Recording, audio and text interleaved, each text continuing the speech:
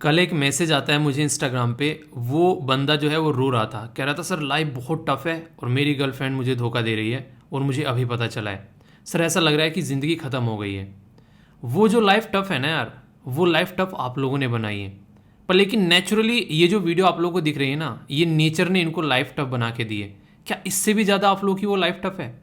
उस लाइफ को जिसको आप लोग बोल रहे हैं बहुत ज़्यादा टफ हो चुकी है, 1 मिनट में सुधार सकते हैं। आप लोगों का माइंड कितना स्ट्रांग है ये उसके ऊपर डिपेंड करेगा, आप लोग उन चीज़ों को कैसे टैकल करते हैं। पर लेकिन ये जो लाइफ आप लोगों को वीडियो में दिख रही है ना, ये नेचुरली टफ है। अगर आप लोगों को लग रहा है कि इससे भी ज़्यादा टफ आप लोगों की वो लाइफ हो गई है, तो आप लोग जो हैं फिर एक गलत डायरेक्शन में जा रहे हैं। क्योंकि वो एक ऐसी चीज़ है जिसको आप लोग उन्हें कहते हैं कि चुटकियों में सुधार सकते हैं, पर सुधारना नहीं चाह रहे। पता है क्यों? क्योंकि सपने देख लिए साथ जीने मरने के। अब वो जो सपने आप लोगों ने देख लिए हैं किसी इंसान के साथ में, वो सपने आप लोगों की खुद की ज़िंदगी में जो कुछ बनने का सपना है उससे भी ज़्यादा बड़े हो गए हैं। आप लोगों के माँ बाप ने जो मेहनत कर कर आप लोगों को इस मुकाम तक पहुँचाया है, वो उससे भी ज़्यादा बड़े सपने हैं। मतलब एक इंसान आप लोगों की ज़िंदगी में से जा रहा है, एक ऐसा इंसान जो कि आप लोगों को इंपॉर्टेंस नहीं दे रहा है। आप लोगों को तो यार वहाँ पर थैंक्स बोलना चाहिए कि वो इंसान आप लोगों की ज़िंदगी में से जा रहा है, जो इंसान कभी आप लोगों की कदर ही नहीं कर रहा था, जिसको आप लोगों की इंपॉर्टेंस ही नहीं है। एक बात यहाँ पर बोल दूँ, ये बात गांठ बांध लेना, जो रियलिटी में आप लोगों के लिए बना है ना, वो कितनी भी बुरी कंडीशन क्यों ना हो, क्या कैसी भी सिचुएशन क्यों ना हो, वो इंसान हमेशा आप लोगों के साथ में बना रहेगा। पर एक ऐसा इंसान जो कि आप लोगों के साथ रहने के लिए बना ही नहीं था और इस तरीके से छोड़ के चला जाता है, तो उसके लिए कभी भी अपनी आंखों में एक आंसू मत लेकर आना। रोना है तो अपनी मेहनत कर कर अपना काम अचीव नहीं हुआ है उसके लिए रो। रोना है तो अपने माँ बाप के लिए रो कि वो तुम्हारे लिए कितना कुछ कर रहे हैं और आप लोग कुछ नहीं कर पा रहे हैं, उसके लिए रो और उसका सोल्यूशन निकालने की कोशिश करो। क्योंकि ज़िंदगी में जो भी आप लोग पाना चाहते हैं ना, और जो आप लोगों को मिल रहा है, उसमें बड़ा ही प्यारा सा रिलेशन होता है। रिलेशन कैसे? अगर आप लोग जैसी एक्टिविटी आप लोगों की डेली चलती है, सुबह को किस टाइम उठते हो, फिर किस तरीके से अपने दिन को स्टार्ट करते हो, कैसे चीज़ें आगे बढ़ती हैं, वही डिसाइड करती हैं कि आप लोग की आने वाली ज़िंदगी कैसे होने वाली है। किसी महान इंसान ने ये कहा है कि मुझे अपनी ज़िंदगी के 5 दिन दे और मैं बता दूंगा कि आने वाले 50 साल तेरे कैसे होने वाले हैं। क्यों? क्योंकि हर एक दिन जो है वो आप लोग की ज़िंदगी बना रहा होता है। एक एक कर कर जो दिन आप लोग की ज़िंदगी में से जा रहा है ना, ये चला जाएगा। जैसे कि आप लोगों ने सुना होगा कि गधे के सर पे से सींग गए हैं। दिन चले गए, पर लेकिन आप लोगों की ज़िंदगी वहीं पर ही टिकी हुई है। 1 साल पहले भी ऐसा ही रेस्पॉन्स आ रहा था टेस्ट देने के बाद में, आज भी ऐसा ही रेस्पॉन्स आ रहा है टेस्ट देने के बाद में। इसका मतलब इंप्रूवमेंट कहाँ पर है? इसका मतलब तो वहीं पे टिके हो ना। इसका मतलब चेंज करने के लिए तैयारी नहीं हो। तो जैसा बोओगे वैसा ही काटोगे। जिंदगी में जो आप लोगों को मिल रहा है ना, वो आप लोगों के आज तक के जो कर्म आप लोगों ने किए हैं उनका रिजल्ट आप लोगों को मिल रहा है। पर लेकिन इसका मतलब ये नहीं कि आप लोग आगे कुछ नहीं कर सकते हैं। आज से ही अगर आप लोग अपनी जिंदगी में चेंज लाना स्टार्ट कर देंगे, तो मैं लिख कर आप लोगों को देता हूं, आने वाले 1 महीने के अंदर अंदर आप लोगों को अपनी लाइफ में चेंज आना स्टार्ट दिखने लगेगा। सबसे पहले आप लोगों को क्या करना है, जो आप लोग अचीव करना चाहते हैं उसके लिए एक प्रॉपर प्लान बनाकर चीज़ों को स्टार्ट कीजिए। स्टार्टिंग में दर्द होगा, बॉडी आप लोग की मना करेगी कि नहीं मेरे से नहीं हो रहा है, फिर आप लोगों को वो चीज़ फील होने लगेगी, अच्छा फील कराने लगेगी और रिजल्ट आने लगेंगे। एक बात बोलो आप लोगों को, आज की डेट में मैं जब अपने बिस्तर पर जाता हूँ 5 से 10 सेकंड के अंदर मुझे नींद आ जाती है। मतलब पता नहीं चलता है कब मैं मुझे नींद आ गई, मैं बिस्तर पे पड़ा और मुझे नींद आ गई। अगर आप लोग बिस्तर पर लेटकर करवटें बदल रहे हो और आप लोगों को नींद नहीं आ रही है, इसका मतलब ये है कि आप लोग जिंदगी में सही डायरेक्शन में सही तरीके से मेहनत ही नहीं कर रहे हैं। अपने शरीर को जब आप लोगों को दर्द होने लगे ना शरीर में, कि हाँ यार आज कमर में दर्द हो रहा है, बैठे बैठे इतनी देर तक पढ़ दिया, रनिंग करके आ रहा हूँ तो यार आज ना एक तरीके से पैरों में दर्द हो रहा है, तो शरीर में अगर डेली आप लोगों के दर्द नहीं हो रहा है ना, तो इसका मतलब आप लोग अपनी बॉडी को सही से यूटिलाइज ही नहीं कर रहे हो। आलस भर रखा है आप लोगों ने उस बॉडी के अंदर में। जब तक वो आलस नहीं निकालोगे ना, तब तक आप लोगों की जिंदगी नहीं सुधरने वाली है। और ये आप लोगों को मैं अभी इसलिए बता रहा हूँ क्योंकि अभी टाइम है। और फिर आप लोगों ने सुना होगा जैसे जैसे टाइम निकलता चला जाता है माइंड पे और प्रेशर बनता है। तो इसलिए कह रहा हूँ अच्छे से चीज़ों को लेकर चलो। कल मेंस का पेपर है, आप लोग देख सकते हैं जिसने तैयारी की होगी उसको भी डर लग रहा होगा, पर लेकिन असलियत में चीज़ क्या है, उसको एंजाइटी होगी और वो हर एक इंसान को लगता है, पर लेकिन साथ में कॉन्फिडेंस भी होगा कि यार इतनी तैयारी मैंने करी है। तो सबसे पहले तो all the best to all of you यार, जो भी मेंस देने जा रहे हैं। बाकी आप लोग जो भी आज ये लेक्चर देख रहे हैं, एक चीज़ तो यार गांठ बांधो कि इतनी मेहनत करनी है कि शाम को अपने आप को दिल से बोल सको कि हाँ आज का दिन जो है मैंने इस तरीके से जिया है कि निचोड़ लिया है इसको। अगर वो काम आप लोग कर रहे हो तो इसका मतलब सही तरीके से आप लोग जी रहे हो, वरना तो फिर टाइम पास हो रहे हैं। डेट चेंज हो रही है कैलेंडर के अंदर में, एक और डेट चली जाएगी। आज यहाँ पर 22 लिखा हुआ है, कल को यहाँ 23 लिखा हुआ मिलेगा, परसों को 24 मिलेगा। ऐसे ही चलता रहेगा यार ये। आप लोगों को उठकर चेंज करना पड़ेगा। अगर आप लोग चेंज नहीं करोगे तो ये तो टाइम का तो काम है चलते रहना। जो साथ में हाथ पकड़ के चलेगा वो चल देगा, और नहीं पकड़ेगा तो पीछे रह जाएगा। तो जिंदगी में आप लोगों को डिसाइड करना है कि आप लोगों को अपनी गड्डी जो है वो किस डायरेक्शन में लेकर चलनी है। तो ये कुछ ऐसी बातें थी जो मुझे लगा वो वीडियो देखने के बाद में कि नहीं होनी चाहिए यार चीज़ें ज़िंदगी में, ठीक है। आप लोगों को पता होना चाहिए, आप लोग कल को एक डिस्ट्रिक्ट एडमिनिस्ट्रेटर बनने जा रहे हैं, अपने आप को नहीं संभाल पा रहे हैं, क्या रियलिटी में आप लोग चीज़ों को संभाल पाएंगे? तो ये चीज़ें आप लोगों को आनी चाहिए। इन ऐसे इंसानों को ज़िंदगी में रखो जो आप लोग की अहमियत समझता हो, ऐसे इंसानों के साथ में रहो जो आप लोगों को एक दूसरे के साथ में रेस्पेक्ट देता हो। और ज़िंदगी में प्यार की डेफिनेशन अगर समझनी है ना तो एक बात ध्यान रख लेना, ये गांठ बांध लेना, जिस प्यार में रेस्पेक्ट नहीं है ना वो प्यार नहीं है। अगर एक दूसरे की रेस्पेक्ट नहीं कर रहे हो ना तो प्यार कतई नहीं है, वहाँ पे छोड़ के निकल जाना, वरना जूत बजेंगे ऐसे कि दुनिया तमाशा देखेगी बैठ के। तो ये बात है, जिंदगी में इंप्लीमेंट करो और आगे बढ़ो, ठीक है। काफी शानदार आज का डिस्कशन रहने वाला है। कल आप लोगों ने दिल खुश कर दिया रियलिटी में। कल इतने सारे आंसर थे कि मेरा मन कर रहा था कि YouTube के पास में ऐसा ऑप्शन होना चाहिए कि 5-6 आंसर को मैं वीडियो के नीचे पिन कर देता, पर एक आंसर में पिन कर पाया, बाकी को मैंने हर्ट दिया जो भी मुझे अच्छा लगा। तो यहाँ पर इस्माइल बंसल के द्वारा बहुत ही अच्छे से आंसर दिए गए। ऐसा लग रहा था कि टाइप कर दिया है, बिल्कुल नहीं, बिल्कुल गैप देकर। ये जो इन्होंने पैटर्न बनाया ना कमेंट बॉक्स में, ये बनाना आसान नहीं है। अगर मैं आप लोगों को बोलूँ बनाकर देखना, आप लोगों को समझ में आ जाएगा। तो दिल से ये कहते हैं पार्टिसिपेट करना। इसी तरीके से हिंदी में बहुत अच्छे से IAS नीतीश कुमार के द्वारा आंसर दिए गए, तो ये बहुत ही अच्छे से डिटेल में आंसर लिखे गए हैं। इसी तरीके से आंसर दिए गए यहाँ पर प्रिंसेस के द्वारा, बहुत ही अच्छे से आंसर दिए गए हैं। और एक और छोटी सी बात बोलूंगा, जिंदगी में अगर आप लोगों को रोल मॉडल बनाना है ना यार, आप लोगों के पेरेंट्स उससे बढ़िया रोल मॉडल नहीं हो सकता। जिस तरीके से डिसिप्लिन में वो अपनी लाइफ जीते हैं ना, उनसे आप लोग सीखकर जिंदगी में आगे बढ़ सकते हैं।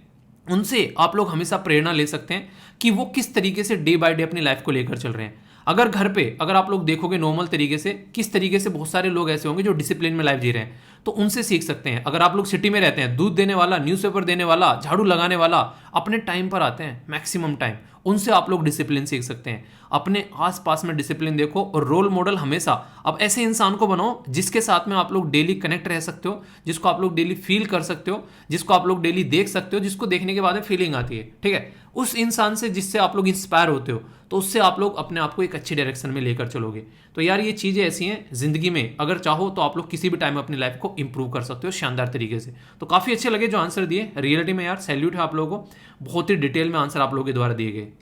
आज की बैलेंस डाइट में बहुत कुछ शानदार हम लोग डिस्कस करने वाले हैं। आप लोगों ने, कई सारे बच्चों ने बोला कि सर CSET का क्वेश्चन जो है उसका आंसर भी नहीं बताया, तो वो भी डिस्कस करूंगा डिटेल में। बाकी शानदार डिस्कशन आप लोगों को यहाँ पर देखने को मिलेगा, जिसमें मैप भी होगा, वन लाइनर भी होगा, एनालिसिस भी होगा, कोटेशन भी होंगी, आंसर भी होगा, बहुत सारी चीज़ें आप लोगों को देखने को मिलेगी। तो एंड तक वीडियो को देखिएगा, खुश हो जाएगा दिल जिसको बोलते हैं बेसिकली, मतलब पेट खराब नहीं होगा, सेहत बन जाएगी, ऐसी बैलेंस डाइट है ये, ठीक है। तो अच्छे से एंजॉय कीजिएगा। आज की जो इंपॉर्टेंट पर्सनैलिटी है यहाँ पर, पहचानो कौन, ये पर्सनैलिटी है, रिसेंटली बहुत ज़्यादा न्यूज़ में रहती हैं, तो इनका नाम आप लोगों को बताना है। तो देखता हूँ कौन कौन इनको पहचान पाता है। पिक्चर मैंने दूसरी लगाई थी, फिर मैंने चेंज कर दी, मैंने कहा कभी पता चला बिल्कुल ही नहीं पहचान पा रहे हो, उसमें टोपी वोपी नहीं थी इनके ऊपर तो उसमें थोड़ा सा डिफरेंट लग रहा था, ठीक है। तो मैंने सोचा कि ये वाली पिक्चर लगाते हैं, ठीक है। तो आप लोगों के लिए तो पहचानना और इनके बारे में लिखना थोड़ा बहुत कुछ, ठीक है। तो काफ़ी न्यूज़ में आप लोगों ने इनको देखा होगा। आज मैं 2 इंपॉर्टेंट डे आप लोगों से डिस्कस करूंगा, और कहने के लिए तो वो डे हैं अपने आप में, पर लेकिन वो छोटे छोटे 2 टॉपिक आप लोगों के कवर होंगे जो कि आप लोगों को देखने को मिलेंगे। एक तो है यहाँ पर डेमोक्रेसी के बारे में। डेमोक्रेसी जिसको लोकतंत्र बोलते हैं, डेमोक्रेसी बहुत ही इंपॉर्टेंट टॉपिक है जिसके बारे में बेसिक इन्फॉर्मेशन दूंगा। और अगर आप लोग इंजीनियर हैं तो इंजीनियर डे आप लोगों के लिए इंपॉर्टेंट है। अच्छा, आप में से कितने लोग ऐसे हैं जो इंजीनियर हैं, बताइए नीचे कमेंट बॉक्स में येस लिखिएगा, और जो नहीं है वो नो लिखिएगा, ठीक है। तो जो इंजीनियर हैं वो चीज़ें समझ पाएंगे, यहाँ पर कुछ बातें ऐसी होंगी तो उसको भी हम लोग देखेंगे। पर इसी के साथ में जो सबसे इंपॉर्टेंट बातें आप लोगों को जानने को मिलेंगी वो होंगी यहाँ पर डेमोक्रेसी के बारे में कुछ बातें जो मुझे काफ़ी इंटरेस्टिंग लगी और लगा कि आप लोगों के साथ में शेयर करनी है। डेमोक्रेसी को आप लोग लोकतंत्र या फिर जनतंत्र भी बोल देते हैं कि हाँ यार ये जनता के द्वारा शासन किया जा रहा है। यहाँ पर हमारा देश एक बहुत ही शानदार, आप लोग बोल सकते हैं इसको लार्जेस्ट डेमोक्रेसी है, यानी कि सबसे बड़ी डेमोक्रेसी कोई पूछे ना आप लोगों से तो वो आज की डेट में हमारा देश है। इतने सारे लोग जो हैं यहाँ पर एक साथ में वोट डालते हैं। पर लेकिन ये चीज़ें निकल के कहाँ से आई? अगर आप लोग पूछें डेमोक्रेसी जो शब्द है, इस शब्द का भी मीनिंग आप लोगों को पता है? अगर कोई पूछ ले कि मतलब छोटा सा बच्चा है उसको स्कूल में पढ़ाया डेमोक्रेसी, तो बोला भैया डेमोक्रेसी क्या होती है, समझाओ ना एक बार, क्या मतलब होता है इसका शब्द का? तो वो बेसिक चीज़ें मैं आप लोगों को बताने वाला हूँ। जो डेमोक्रेसी शब्द है यहाँ पर, ये एक ग्रीक वर्ड है जिसका नाम है डेमोस। डेमोज का मतलब होता है लोग, और जो एक क्राटोज होता है इसका मतलब होता है रूल। यानी कि पूरी डेमोक्रेसी को दो पार्ट में डिवाइड करोगे आप लोग तो यहाँ, तो इसका मतलब निकल कर आएगा एक तरीके से आप लोग बोल सकते हैं कि लोगों का रूल, जैसे मैंने बोला ना जनता का रूल। तो इसी के बेस पर अब्राहम लिंकन साहब जो कि यूएसए के प्रेसिडेंट थे, ये भी यार इतनी इंपॉर्टेंट पर्सनैलिटी है ना, इनसे रिलेटेड आप लोग किताब पढ़िएगा। एक इंसान जिंदगी में कितनी बार फेल हो सकता है और कितनी बार अपने आप को खड़ा कर सकता है, तो उसका एक जीता जागता उदाहरण थे यहाँ पर, ये थे अब्राहम लिंकन साहब। इनसे दुनिया भर का इंस्पिरेशन आप लोग ले सकते हैं। इतनी बार फेल होने के बाद भी वो इंसान जो है देश का प्रेसिडेंट बनता है। इनके द्वारा बड़ी ही शानदार और प्यारी सी डेफिनेशन दी गई, और ये ऑलरेडी डेफिनेशन आप लोगों से एग्जाम में क्वेश्चन भी बनकर पूछा जा चुका है, इवन प्रीलिम्स के अंदर भी, कि ये बात किसके द्वारा बोली गई है, कि government of the people, by the people, for the people, यानी कि जनता का शासन जनता के लिए, जनता के द्वारा। ठीक है, तो जनता का शासन जनता के द्वारा, जनता के लिए, ये डेफिनेशन डेमोक्रेसी की दी गई अब्राहम लिंकन साहब के द्वारा।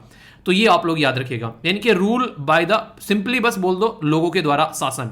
ये ग्रीक भाषा में इसको आप लोग ऐसे समझ सकते हैं। पर लेकिन ये नींव डली कहां से, इसके बारे में अगर आप लोगों से कोई पूछे तो ये माना जाता है कि लगभग 350 बीसी, यानी कि सबसे पहले यहां पर जो अरिस्टोटल यानी कि अरस्तु साहब के द्वारा कुछ इसके बारे में बात की गई कि गवर्नेंस कैसी होनी चाहिए, डेमोक्रेसी के बारे में कुछ कुछ बातें यहां पर देखने को मिली कि किस तरीके से होनी चाहिए, लोगों को किस तरीके से पार्टिसिपेशन करना चाहिए। आज की डेट में डेमोक्रेसी के साथ में एक शब्द आप लोगों को देखने को मिलता है, मोबोक्रेसी। मोबोक्रेसी मतलब भीड़ तंत्र, जनता का तंत्र। एक तरीके से भीड़ उल्टी सीधी हरकतें करके कई बार चली जाती हैं कि एक इंसान ने कुछ गलती करी, उसको आए और मारकर पीट कर चले गए। तो उस चीज से थोड़ा सा ऊपर उठना है आप लोगों को। ठीक है, तो उसका मतलब यह है, कहने का मतलब यहां पर यह है कि एक रूल होना चाहिए जो संविधान के निर्माताओं के द्वारा संविधान बनाते हुए सेट करने की कोशिश की गई थी, कि कल को चलकर भीड़ तंत्र ना आए कि कोई भी भीड़ आई और वो शासन करने लगी। नहीं, एक ऐसे लोग होने चाहिए जो कि एक रूल को फॉलो करें। सबसे पहले माना जाता है धरती पर अगर किसी ने फॉलो किया एक प्रॉपर तरीके से इस सिस्टम को, तो वह है मैग्ना कार्टा, जो यूके के अंदर यहां पर निकल कर आया, जो किंग जॉन ऑफ इंग्लैंड थे उनके द्वारा यहां पर बेसिकली एक तरीके से साइन किया गया मैग्ना कार्टा। इसको संविधान भी आप लोग नॉर्मली बोल सकते हैं, जिसमें यहां पर एक डेमोक्रेटिक सिस्टम को क्रिएट करने की बात की गई। पर सबसे पुराना एक सिस्टमेटिक वे में एक रिटन कॉन्स्टिट्यूशन जो 1789 में लिखा गया, ये याद रखिएगा, ये है यूएसए का कॉन्स्टिट्यूशन। यूएसए का कॉन्स्टिट्यूशन जो है वो यहाँ पर एक तरीके से जो डेमोक्रेसी की स्टेब्लिशमेंट बोलते हैं, तो उसमें सबसे एक जो लेटेस्ट मॉडर्न टाइम में अगर आप लोगों को कोई बोले तो है यूनाइटेड स्टेट ऑफ अमेरिका का। तो ये आप लोगों को उदाहरण इसलिए बता रहा हूं क्योंकि ऐसे उदाहरण हैं जो कि आंसर राइटिंग में भी आप लोग इनको लिख सकते हैं। USA, United state of America, वो बहुत ही शानदार तरीके से चीजों को इंप्लीमेंट कर पाया। पर इंटरेस्टिंग चीज यहां पर यह है कि महिलाओं को अपने वोटिंग राइट लेने के लिए यहां भी लड़ना पड़ा। महिलाओं को वोटिंग राइट नहीं मिले, उनको छीनने पड़े वोटिंग राइट लेने के लिए। पर दुनिया में सबसे पहले वोटिंग राइट किस देश ने दिया, ये काफी इंपॉर्टेंट है। इसको आप लोग मैप में देखिए ताकि आप लोगों का एक मैप बेस्ड क्वेश्चन भी यहां पर तैयार हो जाए। तो ये है न्यूजीलैंड कंट्री, इसके बारे में आप लोग याद रखिएगा। डायरेक्ट कोई आप लोगों से क्वेश्चन भी पूछ ले तो यहां पर तासमान सी भी इधर आप लोगों को देखने को मिल रहा है। मैप तैयार करने का आसान तरीका है, जो भी लोकेशन आए उसको तुरंत मैप में देखो, आलस नहीं करना है। आलस करोगे ना जिंदगी में, आप लोगों को खुद अपने हाथों से बर्बाद करने का एक सीधा सीधा हथियार है आलस। जितना करोगे उतना ही आप लोगों को बर्बाद करता हुआ वो नजर आएगा। तो न्यूजीलैंड जो है फर्स्ट कंट्री है दुनिया में जिसने वुमेन को अधिकार दिए वोट के, वोटिंग अधिकार वुमेन को सबसे पहले। यूएसए जैसी कंट्री और यूके जो कि संविधान पहले ला चुकी थी, उन्होंने भी वोटिंग राइट जो है वो बाद में दिए। और हमारे देश की खूबसूरती क्या है, हमारे देश की खूबसूरती है कि हमने सबको वोटिंग राइट एक साथ में दिए, चाहे लड़का हो चाहे कोई लड़की हो, यानी कि चाहे कोई गर्ल या फिर बॉय, सबको एक साथ में हम लोगों ने वोटिंग राइट दिए। अगर ये एज जो है वो 21 है और उससे ज्यादा है तो वोट डाल सकते हैं, संविधान के अंदर में ये अधिकार मिले। ठीक है, पर लेकिन इसको घटाकर 18 कर दिया गया था बाद में। वो कौन सा कॉन्स्टिट्यूशन अमेंडमेंट यानी कि संविधान में संशोधन किया था, ये आप लोगों को बताना है। एक छोटी सी बात मैं यहां पर आप लोगों को और बताना चाहूंगा जो कि काफी इंपॉर्टेंट है अपने आप में, और ये कई बार आप लोगों से पूछी भी जाती है, और पूछी भी ना जाए आप लोगों को पता भी होना चाहिए। वोटिंग राइट जो आप लोगों को मिला हुआ है, ये कैसा राइट है? क्या ये आप लोगों का फंडामेंटल राइट है या फिर ये कॉन्स्टिट्यूशनल राइट है? आप लोग कौन सा आंसर बोलोगे, ए या फिर बी? बताइए जरा, ये कैसा राइट है? वीडियो को पॉज कर एक बार आंसर दो लो, और इससे आप लोग एक बार इसको मन में सोच लो, फिर आप लोगों को आंसर बताऊंगा तो लंबे समय तक याद रहेगा। ऐसे ही आप लोगों से इंटरव्यू में पूछा जाता है कोई भी छोटा सा पॉइंट, तो आप लोग उसको सोच लोगे, एक बार समझ लोगे तो फिर आंसर दोगे। कॉन्स्टिट्यूशनल राइट है वोटिंग राइट, क्यों? क्योंकि अगर ये फंडामेंटल राइट होता और कोई पर्टिकुलर इंसान जो है जो जेल में पड़ा होता, तो सारे कैदियों को भी वोट डालने के लिए यहाँ पर अधिकार मिल जाता। ठीक है, पर लेकिन एक संवैधानिक राइट है, ये फंडामेंटल राइट नहीं है। तो ये चीज आप लोगों को याद रखनी है। कॉन्स्टिट्यूशनल राइट है, कॉन्स्टिट्यूशन के द्वारा यहां पर वोटिंग का राइट आप लोगों को मिला है, ना कि आप लोगों को फंडामेंटल राइट देखने को मिलेगा। ठीक है, राइट टू वोट जो गारंटी दी जाती है यहां पर इंडियन कॉन्स्टिट्यूशन के अंदर में, वो आर्टिकल आप लोग याद रख सकते हैं। आर्टिकल 326 जो है वो राइट टू वोट देता है। मैंने इसको याद कैसे किया था, जैसे 3 है, 3 में 2 की मल्टीप्लाई कर दी तो इक्वल टू 6 आ गया, तो 326 इस तरीके से आप लोग याद रखिएगा, तो ये आप लोग समझ सकते हैं। ठीक है, तो 6 यानी कि सिक्सर लगा, सीधा वोटिंग राइट आप लोगों को मिल गया। तो मैंने जब याद किया तो मुझे लगा कि आप लोगों को बताऊं थोड़ा सा इसके बारे में, आप लोग याद रखिएगा। तो डेमोक्रेसी पूरा एक टॉपिक है यहाँ पर जो कि आप लोग समझ सकते हैं। 15 सितंबर को ये डे सेलिब्रेट किया जाता है ताकि लोग जो है इसको समझ सके कि डेमोक्रेसी जैसी भी कोई चीज होती है और लोग इसको अच्छे से एंजॉय कर सके, क्योंकि बहुत सारे लोग जो है इन चीजों को एक तरीके से लेते हैं, ठीक है मिली हुई है यार, वोटिंग राइट ढंग से यूज नहीं करते यार। आप लोगों ने देखा होगा कि हाँ अपनी कास्ट के, अपने धर्म के, अपने पड़ोस के लोगों को वोट दे दी ले जाकर, पता है कि वो कैसे हैं फिर भी दे दी। तो इसलिए जरूरी है कि इसके ऊपर फोकस करें। क्यों? क्योंकि वोटिंग राइट के बारे में बात करें तो वो आप लोगों को एक अधिकार देता है 5 साल में एक बार यूज करने का। तभी भी ढंग से यूज नहीं किया तो 5 साल को फिर बात हुई। तो इस तरीके से 5-5 साल बाद 10-12 बार चली गई, 12-5 60 हो गए, कहानी खत्म हो गई। तो इस तरीके से ढंग से यूटिलाइज करो। ठीक है, इंपोर्टेंस के यहाँ पर मीडिया डेमोक्रेसी के बारे में एक पिलर माना जाता है, क्योंकि जनता को वो इन्फॉर्म करती है। पीस, शांति और सस्टेनेबल डेवलपमेंट ये सही तरीके से डिलीवर होता है जब आप लोगों के पास में डेमोक्रेसी होती है। तो ये पूरा टॉपिक है। डेमोक्रेसी के बारे में कुछ लिखने के लिए कल को आ जाए तो आपके माइंड में बिल्कुल क्लैरिटी होनी चाहिए। ठीक है, तो कई सारे आर्टिकल्स आएंगे, बेसिक अगर आप लोगों का तैयार रहेगा तो कभी भी कोई भी दिक्कत आप लोगों को नहीं देखने को मिलेगी। एक छोटी सी बात और बताऊंगा, एक होता है डायरेक्ट डेमोक्रेसी। डायरेक्ट डेमोक्रेसी क्या होती है? जहां आप लोग खुद किसी भी हर एक चीज पर, कुछ भी काम हो रहा है देश के अंदर में, आप लोगों से पूछा जाए, कोई भी इंपॉर्टेंस कोई मामला हो आप लोगों से पूछा जाए, तो डायरेक्ट डेमोक्रेसी होती है। मान लीजिए देश के अंदर में जीएसटी को इंप्लीमेंट कर रहे हैं तो आप लोगों से वोटिंग मांगी जा रही है, तो वो डायरेक्ट डेमोक्रेसी होगी। हमारे देश में डायरेक्ट डेमोक्रेसी नहीं है, हमारे देश में रिप्रेजेंटेटिव डेमोक्रेसी है। मतलब हम डायरेक्ट पार्टिसिपेट नहीं करते हैं, अपने चुने हुए नुमाइंदों को हम लोग पार्लियामेंट यानी कि संसद में और इसी के साथ में लेजिस्लेटिव असेंबली में, जो कि हमारे स्टेट के अंदर में आप लोगों को देखने को मिलती है, अपने रिप्रेजेंटेटिव भेजते हैं, सांसद और विधायक, मेंबर ऑफ पार्लियामेंट और मेंबर ऑफ लेजिस्लेटिव असेंबली यानी कि एमएलए और इसी के साथ में एमपी, ये चुने हुए नुमाइंदे होते हैं, ये हमारे बिहाफ में वोट डालते हैं। तो इसलिए कहते हैं कि जो भी एमपी या एमएलए हैं वो जनता के नौकर हैं। नौकर शब्द का मतलब इसलिए यूज किया जाता है क्योंकि वो एक तरीके से वो हमारे बिहाफ में काम कर रहे हैं, वो ऐसा नहीं कि वो खुद उस चीज के हकदार हैं, मालिक हैं। ये आप लोग समझिएगा यहां पर। तो हमारे देश की डेमोक्रेसी कैसी है? ये रिप्रेजेंटेटिव डेमोक्रेसी है। तो ये दो शब्द अपने आप में बहुत इंपॉर्टेंस रखते हैं, कोई कंफ्यूजन आप लोगों को नहीं होना चाहिए। तो डे की तरीके से मत लेना, डे तो वैसे बता दिया पर लेकिन रियलिटी का बेसिक पर्पज ये था कि ये टॉपिक आप लोगों को डिटेल में मैं बता दूं। ठीक है, तो समझ में आ गया, क्लियर हो गया? कोई भी डाउट हो बताना, अगर डाउट हो तो क्लियर करके आगे बढ़ना है। और फीडबैक जरूर दिया करो यार, 1 सेकंड लगती है। कल भी 8,500 के करीब जो लोग हैं उन्होंने पार्टिसिपेट किया लाइक करने में।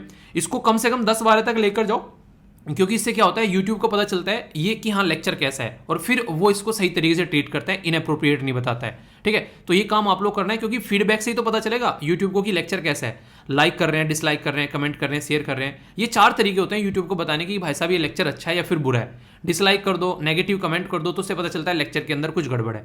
तो इसलिए ये उसके कान नाक बोल सकते हो आप लोग, तो ये काम जरूर किया करो। ठीक है, अब बारी आती है इंजीनियर्स के बारे में। जो इंजीनियर्स हैं उनको काफी मजा आने वाला है। सबसे पहले आप लोगों को एक बात बताऊंगा जो काफ़ी इंटरेस्टिंग लगती है पर्सनली मुझे, और मेरे तो मन में और रिस्पेक्ट बढ़ जाती है एपीजे अब्दुल कलाम सर जी के लिए। आप लोगों को पता है जिंदगी में यार कुछ ऐसा काम करो, अगर आप लोगों का नाम ही एक तरीके से काफ़ी हो किसी काम को करने के लिए। स्विट्जरलैंड एक ऐसा देश है यूरोप के अंदर में जहां 26 मई को साइंस डे सेलिब्रेट किया जाता है। पता है उसके पीछे रीज़न क्या है?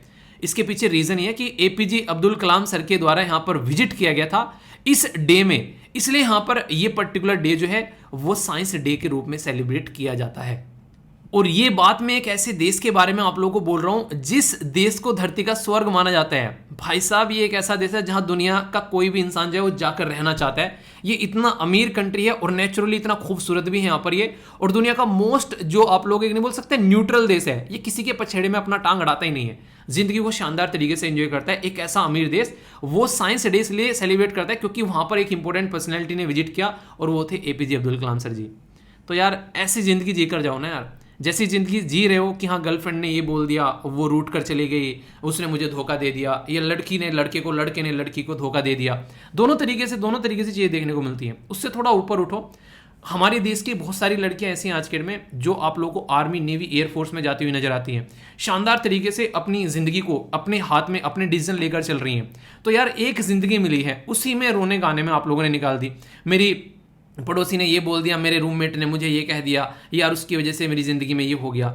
आप लोग अपनी ज़िंदगी में जो भी कर रहे हो या फिर जो भी हो रहा है ना, उसके रेस्पॉन्सिबल आप हो, चाहे मान लो या फिर ना मानो। ये तो आप लोगों को एक तरीके से नहीं मानोगे तो आगे आप लोगों को समझ में आएगा जब टाइम निकल चुका होगा। तो जितना जल्दी हो उतना जल्दी मान लो यहाँ पर, ठीक है। तो यहाँ पर अगर बात करूँ मैं साइंस डे के बारे में, तो एक बहुत ही शानदार इंजीनियर थे जिनका नाम भी काफी इंटरेस्टिंग है। एम विश्वेश्वरैया बोला जाता है वैसे इनको, पर लेकिन ये एम जो होता है ये इसलिए लिख देते हैं शॉर्ट फॉर्म में क्योंकि कई बार इसका प्रोनाउंसिएशन भी लोगों से नहीं किया जाता है, फिर नाम याद नहीं आता है। इसको बोलते हैं मोक्ष गुंडम विश्वेश्वरैया। तो एम विश्वेश्वरैया, भारत रत्न एम विश्वेश्वरैया, एक अगर बात बोले तो एक शानदार इंजीनियर। और एक ऐसे टाइम पे आज की डेट में आप लोग की जिंदगी जीते हो कि हाँ यार इंजीनियर बन गए, और कई सारे लोग तो इंजीनियर लगाना भी पसंद नहीं करते हैं, ठीक है, बनने के बाद में, क्योंकि ऐसी इंजीनियरिंग हो गई है। पर लेकिन इनके बारे में भी एक इंटरेस्टिंग चीज बताऊं मैं यहाँ पर, ये काफी इंपॉर्टेंट है। इंजीनियर डे जो है जो सेलिब्रेट किया जाता है, इन्हीं से रिलेटेड यहाँ पर श्रीलंका में और तंजानिया में दो कंट्री ऐसी हैं जो यहाँ पर 15 सितंबर को इंजीनियर डे सेलिब्रेट करती है। तो ये भी आप लोग याद रख सकते हैं। लोकेशन जरूर देख लिया कीजिए कि तंजानिया कहां पर लोकेटेड है, ताकि ये सारी चीजें आप लोग कनेक्ट कर सकें। तो अफ्रीका कॉन्टिनेंट के अंदर में आप लोगों को तंजानिया देखने को मिलेगा। और श्रीलंका तो आप लोग जानते हैं, अभी जहां पर महाभारत चल रहा था श्रीलंका, उसी के बारे में बात कर रहा हूं, जहां पर बहुत ज्यादा प्रॉब्लम देखने को मिली थी। अब थोड़ी सी चीजें नॉर्मल हो रही हैं। तो ये दो हैं, इसके बारे में थोड़ा सा याद रखिएगा। कुछ बेसिक चीजें अगर मैं आप लोगों को बताऊं तो यहां पर आप लोगों के लिए डाली गई है।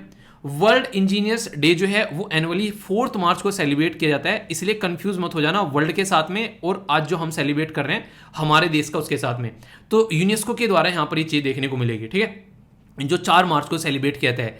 इसी के साथ में यहां पर जो आप लोगों को देखने को मिलेगा, इनके द्वारा 2 किताबें लिखी गई जो याद रखिएगा काफी शानदार है। मैं तो जब किताबों के नाम भी देख रहा था ना, मैंने कहा ये इंसान जो है आउट ऑफ द बॉक्स सोचते हैं। हम कहते हैं अपनी जिंदगी बनानी है, अपने परिवार को बनाना है, ये क्या कह रहे हैं, रिकंस्ट्रक्टिंग इंडिया, ये पूरे देश के बारे में यहां पर बात कर रहे हैं।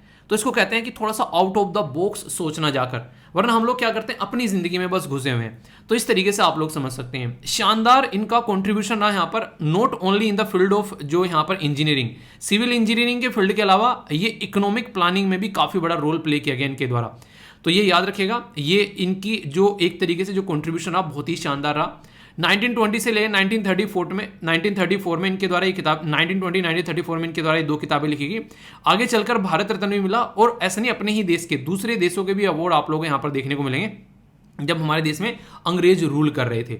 तो ये इसके बारे में आप लोग थोड़ी सी इंफॉर्मेशन है टॉपिक के बारे में जो आप लोग समझ सकते हैं। कंफ्यूजन नहीं होना चाहिए, कंफ्यूजन को यहीं पर रखकर आप लोग को जाना है। ओके, कितने ऐसे आप लोगों में से लोग हैं जो इंजीनियर बनने के बाद में गर्व फील करते हैं कि यार हम लोग इंजीनियर हैं। आज के में इंजीनियर को गलत तरीके से देखा जाता है कि कहीं भी देखो इंजीनियर मिलेंगे, ठीक है। तो इंजीनियर जो शब्द है वो अपने आप में बहुत ही इंपॉर्टेंस रखता था पुराने टाइम पे। मुझे आज भी याद है, मेरे ताऊजी थे परिवार के, वो उनको बोला जाता था कि यार ये इंजीनियर साहब हैं, ठीक है। तो उस शब्द की जो इंपॉर्टेंस थी फिलहाल के टाइम पर वो कहीं ना कहीं गिर गई है काफ़ी ज़्यादा। पर लेकिन इंजीनियर शब्द अपने आप में बहुत ही पावरफुल शब्द हुआ करता था। तो वो आज की डेट में थोड़ा सा डाइल्यूट होता हुआ नजर आ रहा है। क्यों? क्योंकि उस लेवल पर लोगों को तैयार नहीं किया जा रहा है जिस लेवल पर इंजीनियरिंग शब्द की गरिमा बनती है। आप लोग इसके बारे में क्या सोचते हैं? अगर आप लोग इंजीनियर हैं तो इस टॉपिक को तैयार करके जाना इंटरव्यू के टाइम पर, ठीक है क्योंकि फायदा रहेगा आप लोगों को। अच्छा, आगे बढ़ने से पहले एक छोटी सी ये कुछ बातें जो मैं कल भूल गया था थोड़ा सा आंसर देना। एक तो सीसेट का क्वेश्चन था आप लोगों का यहाँ पर, ये सीसेट प्रैक्टिस के लिए आप लोगों को क्वेश्चन दिया था यहाँ पर, ठीक है। तो इसका सॉल्यूशन पूरा आप लोग यहाँ पर देख सकते हैं, डिटेल में आप लोगों को एक्सप्लेन किया है, ठीक है। तो याद रखिएगा यहाँ पर इसका आंसर आप लोगों का बी था। जो भी सीसेट का क्वेश्चन पूछता हूँ उसका आंसर आप लोग यहाँ पर दे दिया करूंगा। बेसिकली कोशिश करूंगा कि बीच में कहीं पूछ लूँ ताकि वीडियो के एंड में आप लोग को आंसर मिल जाए। इसी के साथ में इंडियन रेलवे के द्वारा यहाँ पर लॉन्च किए गए थे ये जो पर्टिकुलर क्वेश्चन आप लोगों से पूछे थे मैंने। तो याद रखिएगा ये फर्स्ट एवर फन जोन, जैसे नहीं मॉल के अंदर जाते हैं तो बच्चों के लिए फन जोन होता है, तो ऐसा फन जोन अभी यहाँ पर विशाखापट्टनम के अंदर आप लोगों को देखने को मिला। आप लोगों को पता है ये बहुत ही इंपॉर्टेंट पर्सनैलिटी है, झंडे से रिलेटेड इनके द्वारा हमारा झंडा डिजाइन किया गया था। मैं आप लोगों को एक बात बोलूं, यहाँ पर किसी भी इंपॉर्टेंट पर्सनैलिटी के बारे में अगर आप लोगों को पढ़ना होता है एक बार पिक्चर जरूर देख लिया करो यार उनकी, ठीक है। क्योंकि चेहरा जब आप लोगों के माइंड में एक बार छप जाएगा ना तो फिर वो इंपॉर्टेंट पर्सनैलिटी आप लोग भूलोगे नहीं एग्जाम में। कैबिनेट कमेटी के द्वारा अभी यहाँ पर बात की गई फेयर एंड रेम्यूनरेटिव प्राइस के बारे में। तो यहाँ पर ये आप लोग देखते हैं शुगर कैन है इससे रिलेटेड, जो कि आप लोग याद रख सकते हैं। और ये जो क्वेश्चन है मैंने आप लोगों से कम्युनिटी सेक्शन में भी आप लोगों से पूछा था। वीडियो के अंदर पढ़ाने के बाद भी जब आप लोगों को क्वेश्चन पोस्ट करता हूँ कम्युनिटी सेक्शन में, तो यहाँ पर आप लोग देख सकते हैं कि कितने सारे बच्चे जो हैं फिर भी उसको गलत आंसर करते हैं। आप लोग यहाँ पर खुद देखिए, ठीक है। तो यहाँ पर 6%, 6 और 6 12, 12 एक मतलब ये जो वो बंदे हैं जिनके द्वारा गलत आंसर दिए गए, यानी कि 6 और 6 12 और 5 17, तो टोटल मिलाकर 17% लोगों के द्वारा फिर भी गलत आंसर दिया गया, क्योंकि वीडियो के अंदर मैं पढ़ाया था उसके बाद भी, ठीक है। तो इसको आप लोग पार्टिसिपेट जरूर किया करो। और इसी के साथ में एक वीडियो बनाई थी यहाँ पर, ये छोटी सी वीडियो थी, इन्फॉर्मेशनल वीडियो है इसके बारे में, ठीक है। बाकी आप लोग कई सारे बच्चे जो होते हैं, देखिए कई सारे बच्चे अगर आप लोगों को लगता है ना जैसे कि आप लोगों को आंसर अपना लिखा हुआ है, तो आप लोग यहाँ पर भी पोस्ट कर सकते हैं, ठीक है। वीडियो के नीचे पोस्ट कर सकते हैं। यहाँ भी एक ऑप्शन होता है कि जो कम्युनिटी में जाकर उसके नीचे भी आप लोग पोस्ट कर सकते हैं। ये इसलिए बता रहा हूँ क्योंकि कई सारे बच्चे पूछते रहते सर कम्युनिटी कहाँ पर होता है, ठीक है। तो आप लोगों को पता होना चाहिए। ऑफिशियल स्लोगन 2024 में ये आगे तक क्वेश्चन बनेगा। अभी आप लोग 22 से बैठे हैं, तो जब ये ओलंपिक होंगे पेरिस के अंदर तब आप लोगों को पता चलेगा इस पर्टिकुलर क्वेश्चन के बारे में। तो बात की जा रही है गेम्स वाइड ओपन, तो ये यहाँ पर आप लोगों को देखने को मिला, ठीक है। क्वेश्चन पूछा गया था सी सेट का आप लोगों के लिए, यहाँ पर ये काफी इंटरेस्टिंग क्वेश्चन था। इसका आंसर आप लोगों को क्या देखने को मिला था, ये था सी। तो इसका भी एक्सप्लेनेशन आप लोगों को यहाँ पर दे दिया है। तो ये थी कुछ चीजें, आई होप कि आप लोगों के माइंड में इसको लेकर क्लैरिटी आई होगी। आज का सी सेट का क्वेश्चन है जो कि वीडियो के एंड में आप लोगों को इसका आंसर मिल जाएगा। इसको पार्टिसिपेट कीजिए। यहाँ पर बेसिकली यहाँ पर एक पर्टिकुलर क्वेश्चन ऐसे आप लोगों से कई बार पूछे आते हैं। वीडियो को पॉज करके इसको अटेम्प्ट कर लेना और फिर आप लोगों को सोल्यूशन वीडियो के एंड में बताऊंगा। बाकी और क्वेश्चन होंगे उनको हम लोग लेक्चर के ड्यूरेशन में देखेंगे, ठीक है। दोस्तों एक स्कीम में यहाँ पर इस आर्टिकल में आप लोगों की तैयार करवाने जा रहा हूँ। ये स्कीम खासकर उन राज्यों के लिए काफ़ी इंपॉर्टेंट है जो कोस्टल एरिया के राज्य हमारे पड़ते हैं, जैसे कि गुजरात, महाराष्ट्र, गोवा, कर्नाटका, केरला, तमिलनाडु, आंध्र प्रदेश, उड़ीसा और वेस्ट बंगाल। तो टोटल 9 ऐसे राज्य हैं जो कोस्टल एरिया में पड़ते हैं। तो ये उन लोगों के लिए तो बहुत ही इंपॉर्टेंट है जो इन कोस्टल एरिया से आते हैं। डायरेक्ट स्टेट बेसिस में क्वेश्चन आप लोगों का बन जाएगा। पर स्कीम एक ऐसी चीज़ होती है जिससे किसी भी एग्जाम के अंदर क्वेश्चन आप लोगों से पूछा जा सकता है। ऐसा नहीं कि इस स्टेट की है ओनली, ये कई सारे राज्य की हो गई एक तरीके से। और इसमें 2 तरीके की स्कीम भी आप लोगों को देखने को मिलेगी, सेंट्रल सेक्टर स्कीम और सेंट्रल स्पॉन्सर्ड स्कीम। तो इसलिए यहाँ पर ये आर्टिकल और भी ज़्यादा इंपॉर्टेंट हो जाता है। और सबसे बड़ी बात यहाँ पर यह खुद पीआईबी यानी कि प्रेस इन्फॉर्मेशन ब्यूरो, जो कि गवर्नमेंट का काफ़ी एक विश्वसनीय सोर्स है, वहाँ से ये इन्फॉर्मेशन निकल कर आ रही है। गवर्नमेंट स्कीम से रिलेटेड क्वेश्चन बने तो पता होना चाहिए।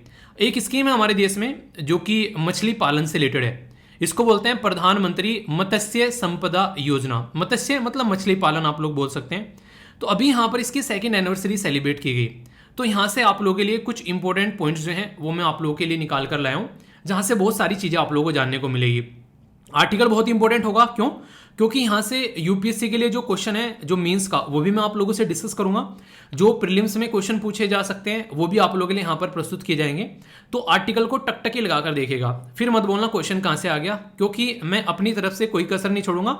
तो आप लोगों को भी उसी लेवल पर पार्टिसिपेट करना है। पहले ये वाली स्लाइड आप लोग एक बार देखो। हमारी कंट्री में टॉप 5 जो फिशरी स्टेट है, यानी कि जहाँ पर सबसे ज़्यादा फिशरी जो है यानी कि मछली का पालन आप लोगों को देखने को मिलता है, तो उसमें आप लोगों को सबसे ज़्यादा टॉप पर आंध्र प्रदेश देखने को मिलता है, फिर वेस्ट बंगाल, फिर गुजरात, फिर केरला, फिर तमिलनाडु।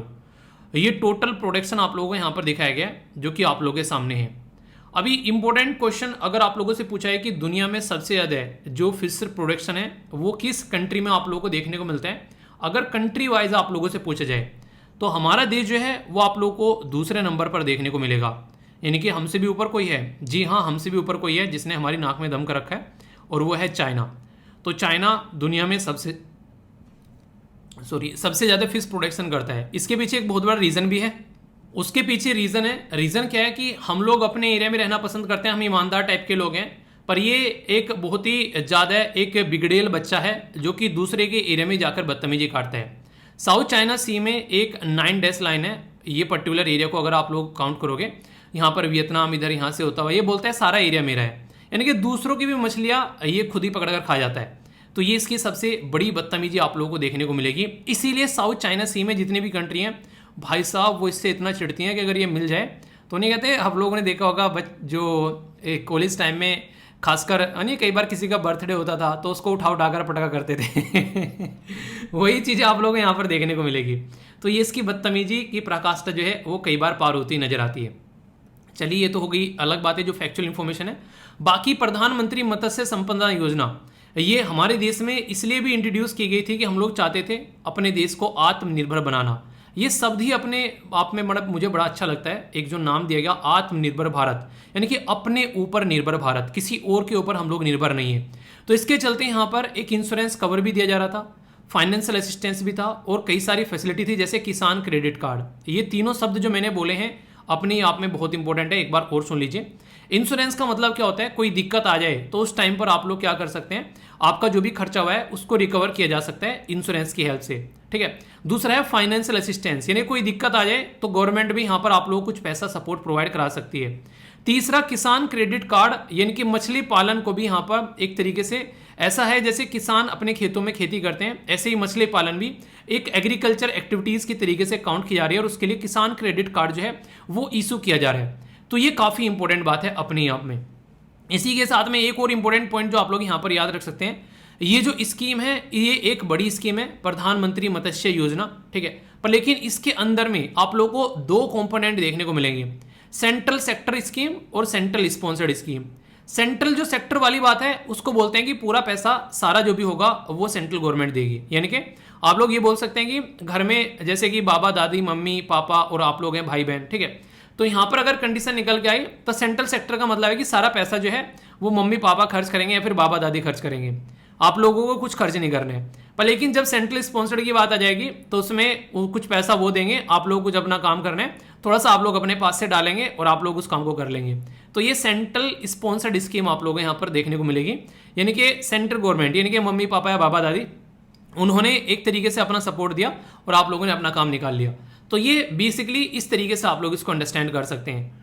अब यहाँ पर सबसे बड़ी बात तो यही है कि जो कोस्टल एरिया के राज्य हैं हमारे देश में वो काफ़ी इंपॉर्टेंट है, यहाँ पर वो इसी चीज़ के ऊपर डिपेंडेंट रहते हैं। अगर इस चीज़ में उनको सपोर्ट प्रोवाइड नहीं किया जाएगा तो दिक्कतें हो जाएगी। एक तो गुजरात से पाकिस्तान की साइड में और यहाँ पर तमिलनाडु से श्रीलंका के साइड में दो ऐसे एरिया हैं जहाँ पर काफ़ी इशू यानी काफ़ी दिक्कतें रहती हैं जो हमारी फिशर कम्युनिटी है उनको लेकर, तो उसको भी एक सपोर्ट प्रोवाइड कराने की कोशिश की जाती है जब जब दिक्कत रहती है। कई बार आप लोगों ने देखा होगा कई सारे साइक्लोन आते हैं, यानी कि बड़े बड़े समुद्र की तूफान आते हैं। इवन 2004 में तो आप लोगों ने सुना भी था कि यहाँ पर काफ़ी बड़ी सुनामी आई थी। उसी 2004 में जब सुनामी आई, जब तक सर पे कोई आकर नहीं बैठता है तब तक हम लोग पढ़ना स्टार्ट नहीं करते हैं। सेम यहाँ पर सुनामी आई तब हम लोग सुधरे और हम लोगों ने पहली बार देश के अंदर में डिजास्टर मैनेजमेंट जैसी अथॉरिटी बनाई। उससे पहले हम लोगों ने सोचा भी नहीं था कि ऐसा कुछ होना भी चाहिए। लग रहा था चल रही है बाढ़ वाड़ी तो आती है, दो चार लोग मर जाते हैं, क्या जा रहा है, इतना इतना तो चलता रहता है। इंसान की ज़िंदगी जो है बहुत इंपॉर्टेंट है। हमारी कंट्री में इसको इतनी इंपॉर्टेंस नहीं दी जाती है। किसान सुसाइड कर रहे हैं, इस डेटा को पब्लिश भी नहीं किया जाता है ताकि लोगों को पता ना चल जाए इतने सारे किसानों ने सुसाइड कर लिया। ऐसी सिचुएशन है जो कि बहुत ही ज़्यादा एक तरीके से खतरनाक चीज़ यहाँ पर देखने को मिलती है। तो इन चीज़ों के ऊपर काम करना काफ़ी ज़्यादा जरूरी है अगर सिचुएशन को थोड़ा सा सुधारना है। तो ये एक तरीके से कहीं ना कहीं सोचने के लिए मजबूर करते हैं कि हम लोग किस डायरेक्शन में काम कर रहे हैं। इसी के चलते एक छोटी सी न्यूज़ मैं आप लोगों को बता देता हूँ इस आर्टिकल के बीच में, जो कि आप लोग समझ पाएंगे। हमारी कंट्री में जब कोविड-19 आया, कोविड-19 ने जब यहाँ पर दस्तक दी, उस टाइम पर बहुत सारे लोगों की डेथ हुई। उसमें बहुत सारे हेल्थ वर्कर थे, उनकी भी डेथ यहाँ पर हुई। इस डेटा का किसी को पता नहीं था कि हमारे देश में 974 हेल्थ वर्कर की डेथ हो गई है। पता कैसे चला? आरटीआई डालकर पता चला, और वो भी आरटीआई डालकर ये नहीं पता चला कि इतने लोगों की डेथ हो गई है। आरटीआई डालने से ये पता चला कि इंश्योरेंस जो कंपनीज है उन्होंने इतने सारे लोगों को इंश्योरेंस दिया है, क्योंकि उस टाइम पर यह बोला गया था कि प्रधानमंत्री जो गरीब कल्याण योजना और कई सारी स्कीम लॉन्च की गई थी कि अगर किसी भी पर्टिकुलर पर्सन की डेथ हो जाती है हेल्थ वर्कर की कोविड-19 के टाइम पर, उसको 50 लाख रुपए का यहां पर सपोर्ट प्रोवाइड कराया जाएगा। याद रखिएगा कौन सी स्कीम है? प्रधानमंत्री गरीब कल्याण योजना। एक और स्कीम आप लोग याद रखते हैं यहां पर, ये ठीक है। इसमें यह बोला गया कि कोई भी हेल्थ वर्कर की अगर डेथ होती है तो 50 लाख रुपए का उसको कवर प्रोवाइड कराया जाएगा। तो यहां पर इंटरेस्टिंग चीज जो मुझे लगी देखने में, मतलब जो अंदर से थोड़ा सा नहीं दुखी करने वाली है, वो ये है कि हम लोगों को डायरेक्ट नहीं पता कि हमारे देश में कितने सारे हेल्थ वर्कर की डेथ हो गई है। हमको ये चीज पता चलती है एक पर्टिकुलर एक आरटीआई के थ्रू, और आरटीआई के थ्रू भी ये नहीं पता चलता है कि इतने लोगों की डेथ हो गई है, वो कोई नहीं बता रहा है। ये बताया जा रहा है कि इतने लोगों को इंश्योरेंस मिला है, इसका मतलब इतने लोगों की डेथ हो गई है। समझ रहे हैं आप लोग कहां जाकर ये पूरा कंडीशन बैठ रही है? डायरेक्ट फिगर होनी चाहिए पब्लिक में, इतने लोग हेल्थ वर्कर थे जो सपोर्ट प्रोवाइड कराते हुए उनकी डेथ हो गई, इनको यहां पर इंश्योरेंस दिया गया। तो यहां पर ये चीजें इंसान को आरटीआई से पता चल रही हैं, और वो भी आरटीआई से ये पता चला है कि इनको इंश्योरेंस दिया गया, तो इसका मतलब इनकी डेथ हो चुकी है। तो ये दुर्भाग्य देखने को मिलेगा आप लोगों का, जो यहाँ पर सामने निकल कर आ रहा है, जिसके बारे में हम लोगों को काम करना काफ़ी जरूरी है। तो यहाँ पर ये तो सितंबर की बात हो गई, अगस्त की और फरवरी की ऐसे ऐसे डेटा जब सामने निकल कर आए तो तब पता चला कि कितने सारे लोगों की यहाँ पर डेथ हुई है। तो ये एक एक्स्ट्रा टॉपिक है अलग से, जो कि आप लोग समझिएगा, इसको इसके अंदर नहीं है, कभी बोलो ये यहाँ से कहाँ से आ गया। बस बताने की कोशिश यहाँ पर ये कर रहा हूँ कि ऐसे ऐसी सिचुएशन भी देखने को मिलती है। तो ये स्कीम और ये जो क्या इंश्योरेंस कवर है, ये थोड़ा सा आइडिया आप लोग रख सकते हैं। तो इंश्योरेंस जो है वो काफ़ी इंपॉर्टेंट रोल प्ले करता है, ये भी आप लोग यहाँ पर इसको अंडरस्टैंड कर सकते हैं, ठीक है। तो कहीं ना कहीं इन चीज़ों पर काम किया जा रहा है, तो यहाँ पर एक सपोर्ट प्रोवाइड कराई जाती है। तो फाइनेंशियल असिस्टेंस भी देखने को मिलता है, सेंटर असिस्टेंस, इसी तरीके से यहाँ पर और असिस्टेंस प्रोवाइड किया जाता है, जो अलग अलग फील्ड में यहाँ पर इस तरीके से काम करते हैं। तो इस तरीके से समझ सकते हैं। तो यहाँ पर जब कोई ऐसी चीज़ें होती है, आप लोगों ने देखा होगा, इंश्योरेंस ले लिया, मेडिकल हेल्थ इंश्योरेंस कोई, कई बार तो पैसा नहीं मिलता है, कहता है इलाज करवा लो, उसके बाद में जाकर क्लेम कर लेना। ये एक ऐसी चीज़ है कि सामने वाले ने इंश्योरेंस इसीलिए लिया था, कल को उसके पास में पैसा ना हो, ताकि वो अपनी जिंदगी को उस टाइम पर सेव कर सके जब उसके पास में पैसा ना हो। और तुम क्या कह रहे हो कि पहले इलाज करवा लो फिर पैसा ले लेना। अरे इतना पैसा होता तो तुम्हारे पास आते ही क्यों? ये चीज़ें जो हैं ये काफ़ी ज़्यादा मुझे एक तरीके से लो लेवल की, लो दर्जे की चीज़ें दिखाई देती हैं, जिसके ऊपर काम करने हैं। फिशरी सेक्टर के बारे में अभी अगर आप लोगों से बात करूं, ये काफ़ी इंपॉर्टेंट है। हमारे देश में अभी ये माना जा रहा है कि 14.3% का इसके अंदर ग्रोथ देखने को मिला 2019-20 से 2021 तक। इसी के बेस पर दुनिया में हम लोग दूसरे नंबर पर सबसे ऊपर आ गए, पहले हम लोग तीसरे नंबर पर थे। हमसे ऊपर इंडोनेशिया माना जाता था, चाइना तो टॉप पर ही है, पर हमसे ऊपर इंडोनेशिया था। तो ये आप लोग याद रखते हैं। कई सारी कंट्री ऐसी हैं लगभग जहां पर चीज़ें जो हैं एक्सपोर्ट की जाती हैं, जैसे कि चाइना हो गया, थाईलैंड हो गया, जापान हो गया, ताइवान हो गया, यहाँ पर तुनीशिया हो गया, यूएसए, हांगकांग, कुवैत। तो बहुत सारे ऐसे देश आप लोगों को देखने को मिलेंगे जहाँ पर बहुत सारा एक्सपोर्ट हमारे देश की साइड से भी यहाँ पर आप लोगों को नजर आता है। तो ये जो स्कीम है, इसके बारे में कुछ बेसिक चीज़ें रखिएगा याद। अभी रिसेंटली अगर कुछ इंक्रीमेंट के बारे में बात करें, जैसे कि तमिलनाडु, गुजरात और केरला में कुछ फिगर है 2019 का कि ये इंक्रीमेंट देखने को मिला। लैंडिंग जो एरिया है वहाँ पर बात करें तो ये डेटा दे रखा है कुछ, जहाँ कमी हुई यहाँ पर लैंडिंग्स में, वो आप लोगों को महाराष्ट्र, गोवा और केरला देखने को मिलेगा, ठीक है। इंपॉर्टेंट चीज क्या है, जो मछली पकड़ना और मछली एक तरीके से इनकी खेती करना, एक नर्सरी लगाना, ये एक तरीके से बोल सकते हैं कि हमारे देश में ब्लू रिवॉल्यूशन के भी पार्ट है। ब्लू रिवॉल्यूशन क्या है, हमारे देश में किस तरीके से हम लोग पानी का इस्तेमाल करके अपनी एक कंट्री में बहुत सारे लोगों को एम्प्लॉयमेंट प्रोवाइड करा सकते हैं, और इसके नाम पर हम लोग कितना शानदार तरीके से डेवलपमेंट कर सकते हैं। तो ये आप लोग प्रधानमंत्री मत्स्य संपदा योजना, इसी के साथ में कनेक्टेड भी आप लोगों को यहाँ पर नजर आएगी। टेक्नोलॉजी का इस्तेमाल किया गया, निस्रो का जो नाविक सिस्टम है उसको इस्तेमाल कर एक्सप्लोर किया जा रहा है कि कहाँ कहाँ पर फिश प्रोडक्शन जो है वो अच्छी देखने को मिलेगी। ये भी काफ़ी अच्छी बात है। इसके बेस पर टारगेट रखा गया कि 2024-25 तक का हम लोग 1 लाख करोड़ जो फिशरी एक्सपोर्ट करने वाले हैं आने वाले टाइम पे। इसके चलते यहाँ पर सागर मित्रा और फिश फार्मर जो प्रोड्यूसर ऑर्गेनाइजेशन जो है उनको मिलाकर काम किया गया, ताकि आने वाले टाइम में सिचुएशन को और अच्छे लेवल पर हम लोग ले सकें। यानी कि एक इंसान के बस की एक सारी चीज़ें करना नहीं होता है, पर वो इंसान कई सारे लोगों को मिला ले। जैसे मैं आप लोगों को बोलता हूँ कि जो भी आप लोग काम करते हो, यहाँ से पढ़ते हो, सीखते हो, वो या तो किसी को आप लोग पढ़ा दो या किसी को कुछ बातें आप लोग सिखा दो। आप लोगों ने जो भी सीखा, टेक्नोलॉजी का इस्तेमाल मान लीजिए मैंने आप लोगों को बताया, साइबर अटैक के बारे में मैंने कुछ चीज़ें आप लोगों को मान लीजिए बताई, तो इसी के साथ में किसी के साथ में कुछ फ्रॉड हो गया उसके बारे में बताया, तो ये बातें आप लोग अपने घर वालों को भी बता सकते हो कि हाँ ऐसे ऐसे होता है, थोड़ा ध्यान रखिएगा, ठीक है। तो उन इंसानों को बता सकते हैं जो इन लोगों से ज़्यादा अवेयर नहीं है।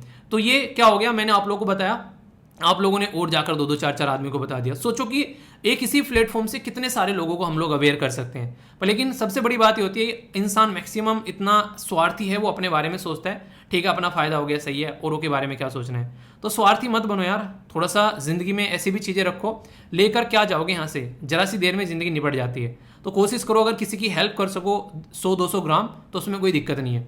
फिश सेक्टर जो है हमारे देश में ये एक ग्लोबल लेवल का है, जैसा मैंने अभी आप लोगों को बताया।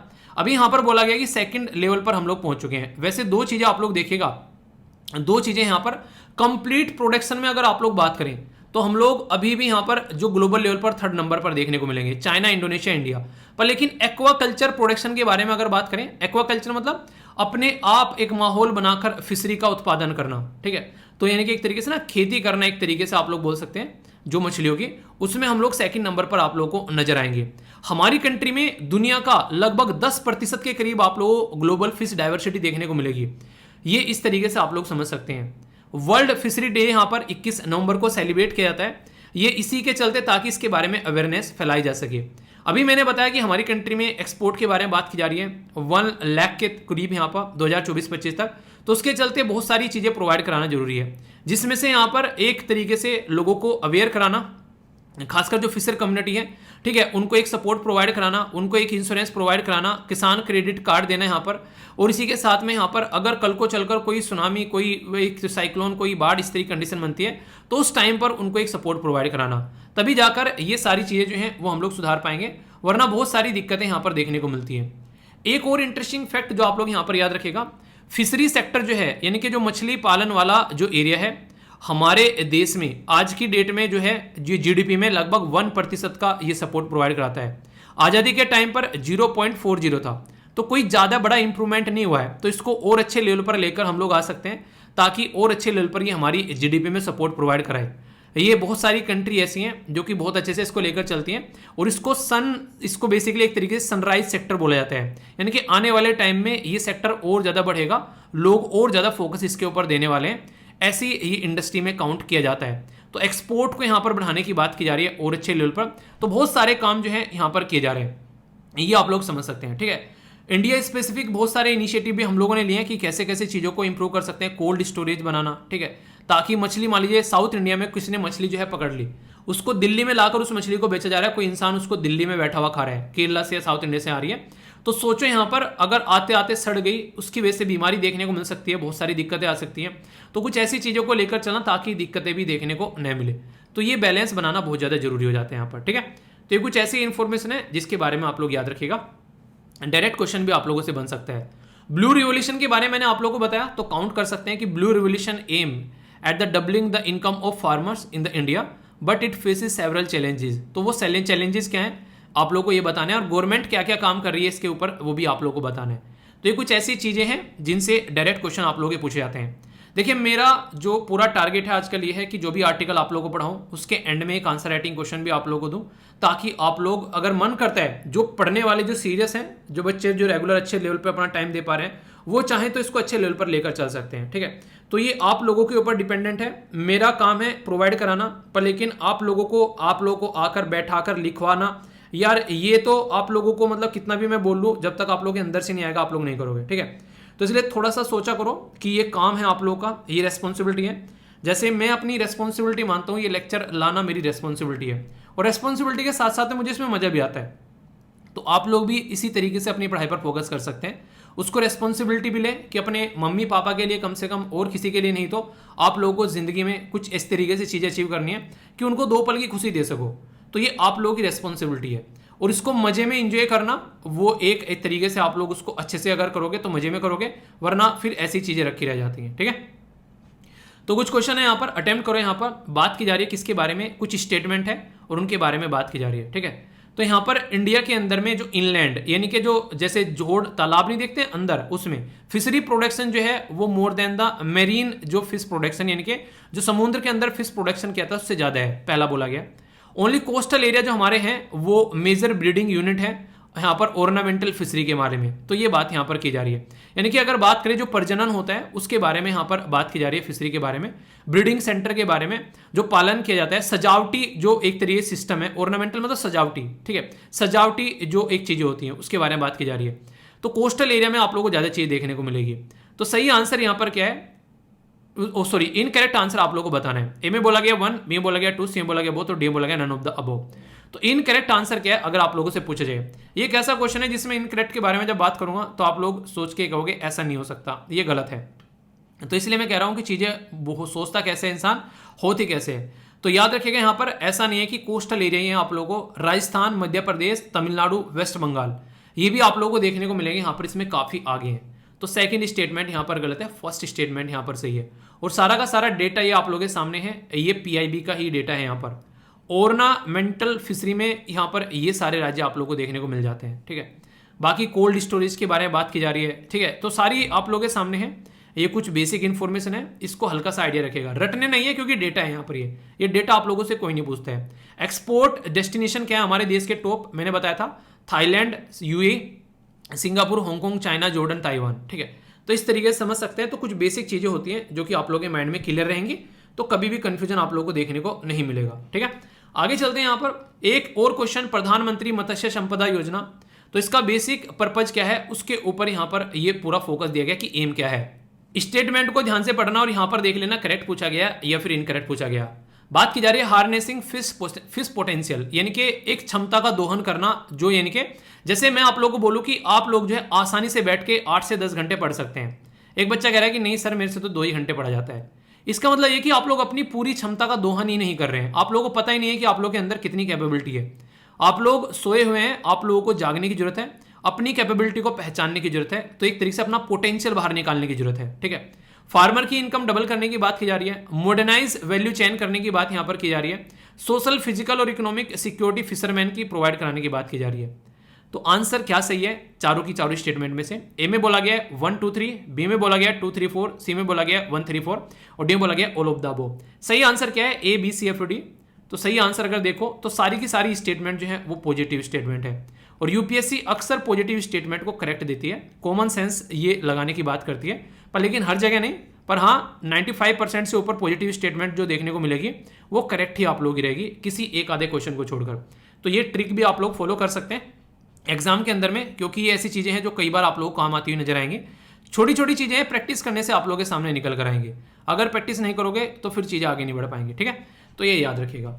एक और क्वेश्चन, यहां पर कुछ नंबर्स आप लोगों को देखने को मिलेंगे। इंडिया का जो फिशरी सेक्टर है उसके बारे में 7.7 ग्लोबल जो फिश प्रोडक्शन है वो इंडिया के अंदर देखने को मिल रहा है। सेकंड लार्जेस्ट है प्रोड्यूसिंग में, जो कि कंट्री के अंदर में। ठीक है, और थर्ड लार्जेस्ट है एक्वाकल्चर के अंदर में, ये बोला गया है। ठीक है, वन स्टेटमेंट सही है, दो, तीनों या फिर कोई से भी नहीं। अभी यही बात मैंने डिटेल में आप लोगों को पढ़ाई है, ये स्टेटमेंट दोनों यहां पर अपोजिट कर दी गई है। तो ओनली वन स्टेटमेंट आप लोगों को करेक्ट देखने को मिलेगी। तो सारी की सारी चीजें यहां पर आप लोगों के सामने हैं। कंफ्यूजन हो तो पूछ लेना, वरना आंसर राइटिंग भी है, इसको भी आप लोगों को पार्टिसिपेट करने हैं। फिर से बोलता हूं 200 या फिर 250 या फिर 150 शब्द में आप लोग आंसर लिख सकते हैं। कोशिश क्या करो कि एक दो बच्चे का आंसर भी आप लोग एनालिसिस कर लो, ताकि कोई भी कंफ्यूजन आप लोगों के माइंड में निकल के ना आए। कुछ गलतियां की है तो दूसरों से सीख लो। ठीक है, उन्हें कहते हैं साथ ही हाथ बढ़ाना, एक अकेला थक जाएगा मिलकर बोझ उठाना। तो इस तरीके से एक दूसरे से सीख कर आप लोग आगे बढ़ सकते हैं और काफ़ी कुछ नई चीज़ें अपनी ज़िंदगी में आप लोग इंप्लीमेंट कर सकते हैं। बहुत ही शानदार स्कीम थी। क्वेश्चन के साथ में इंडिया वर्ल्ड की सिचुएशन भी आप लोगों को थोड़ी थोड़ी बता दी।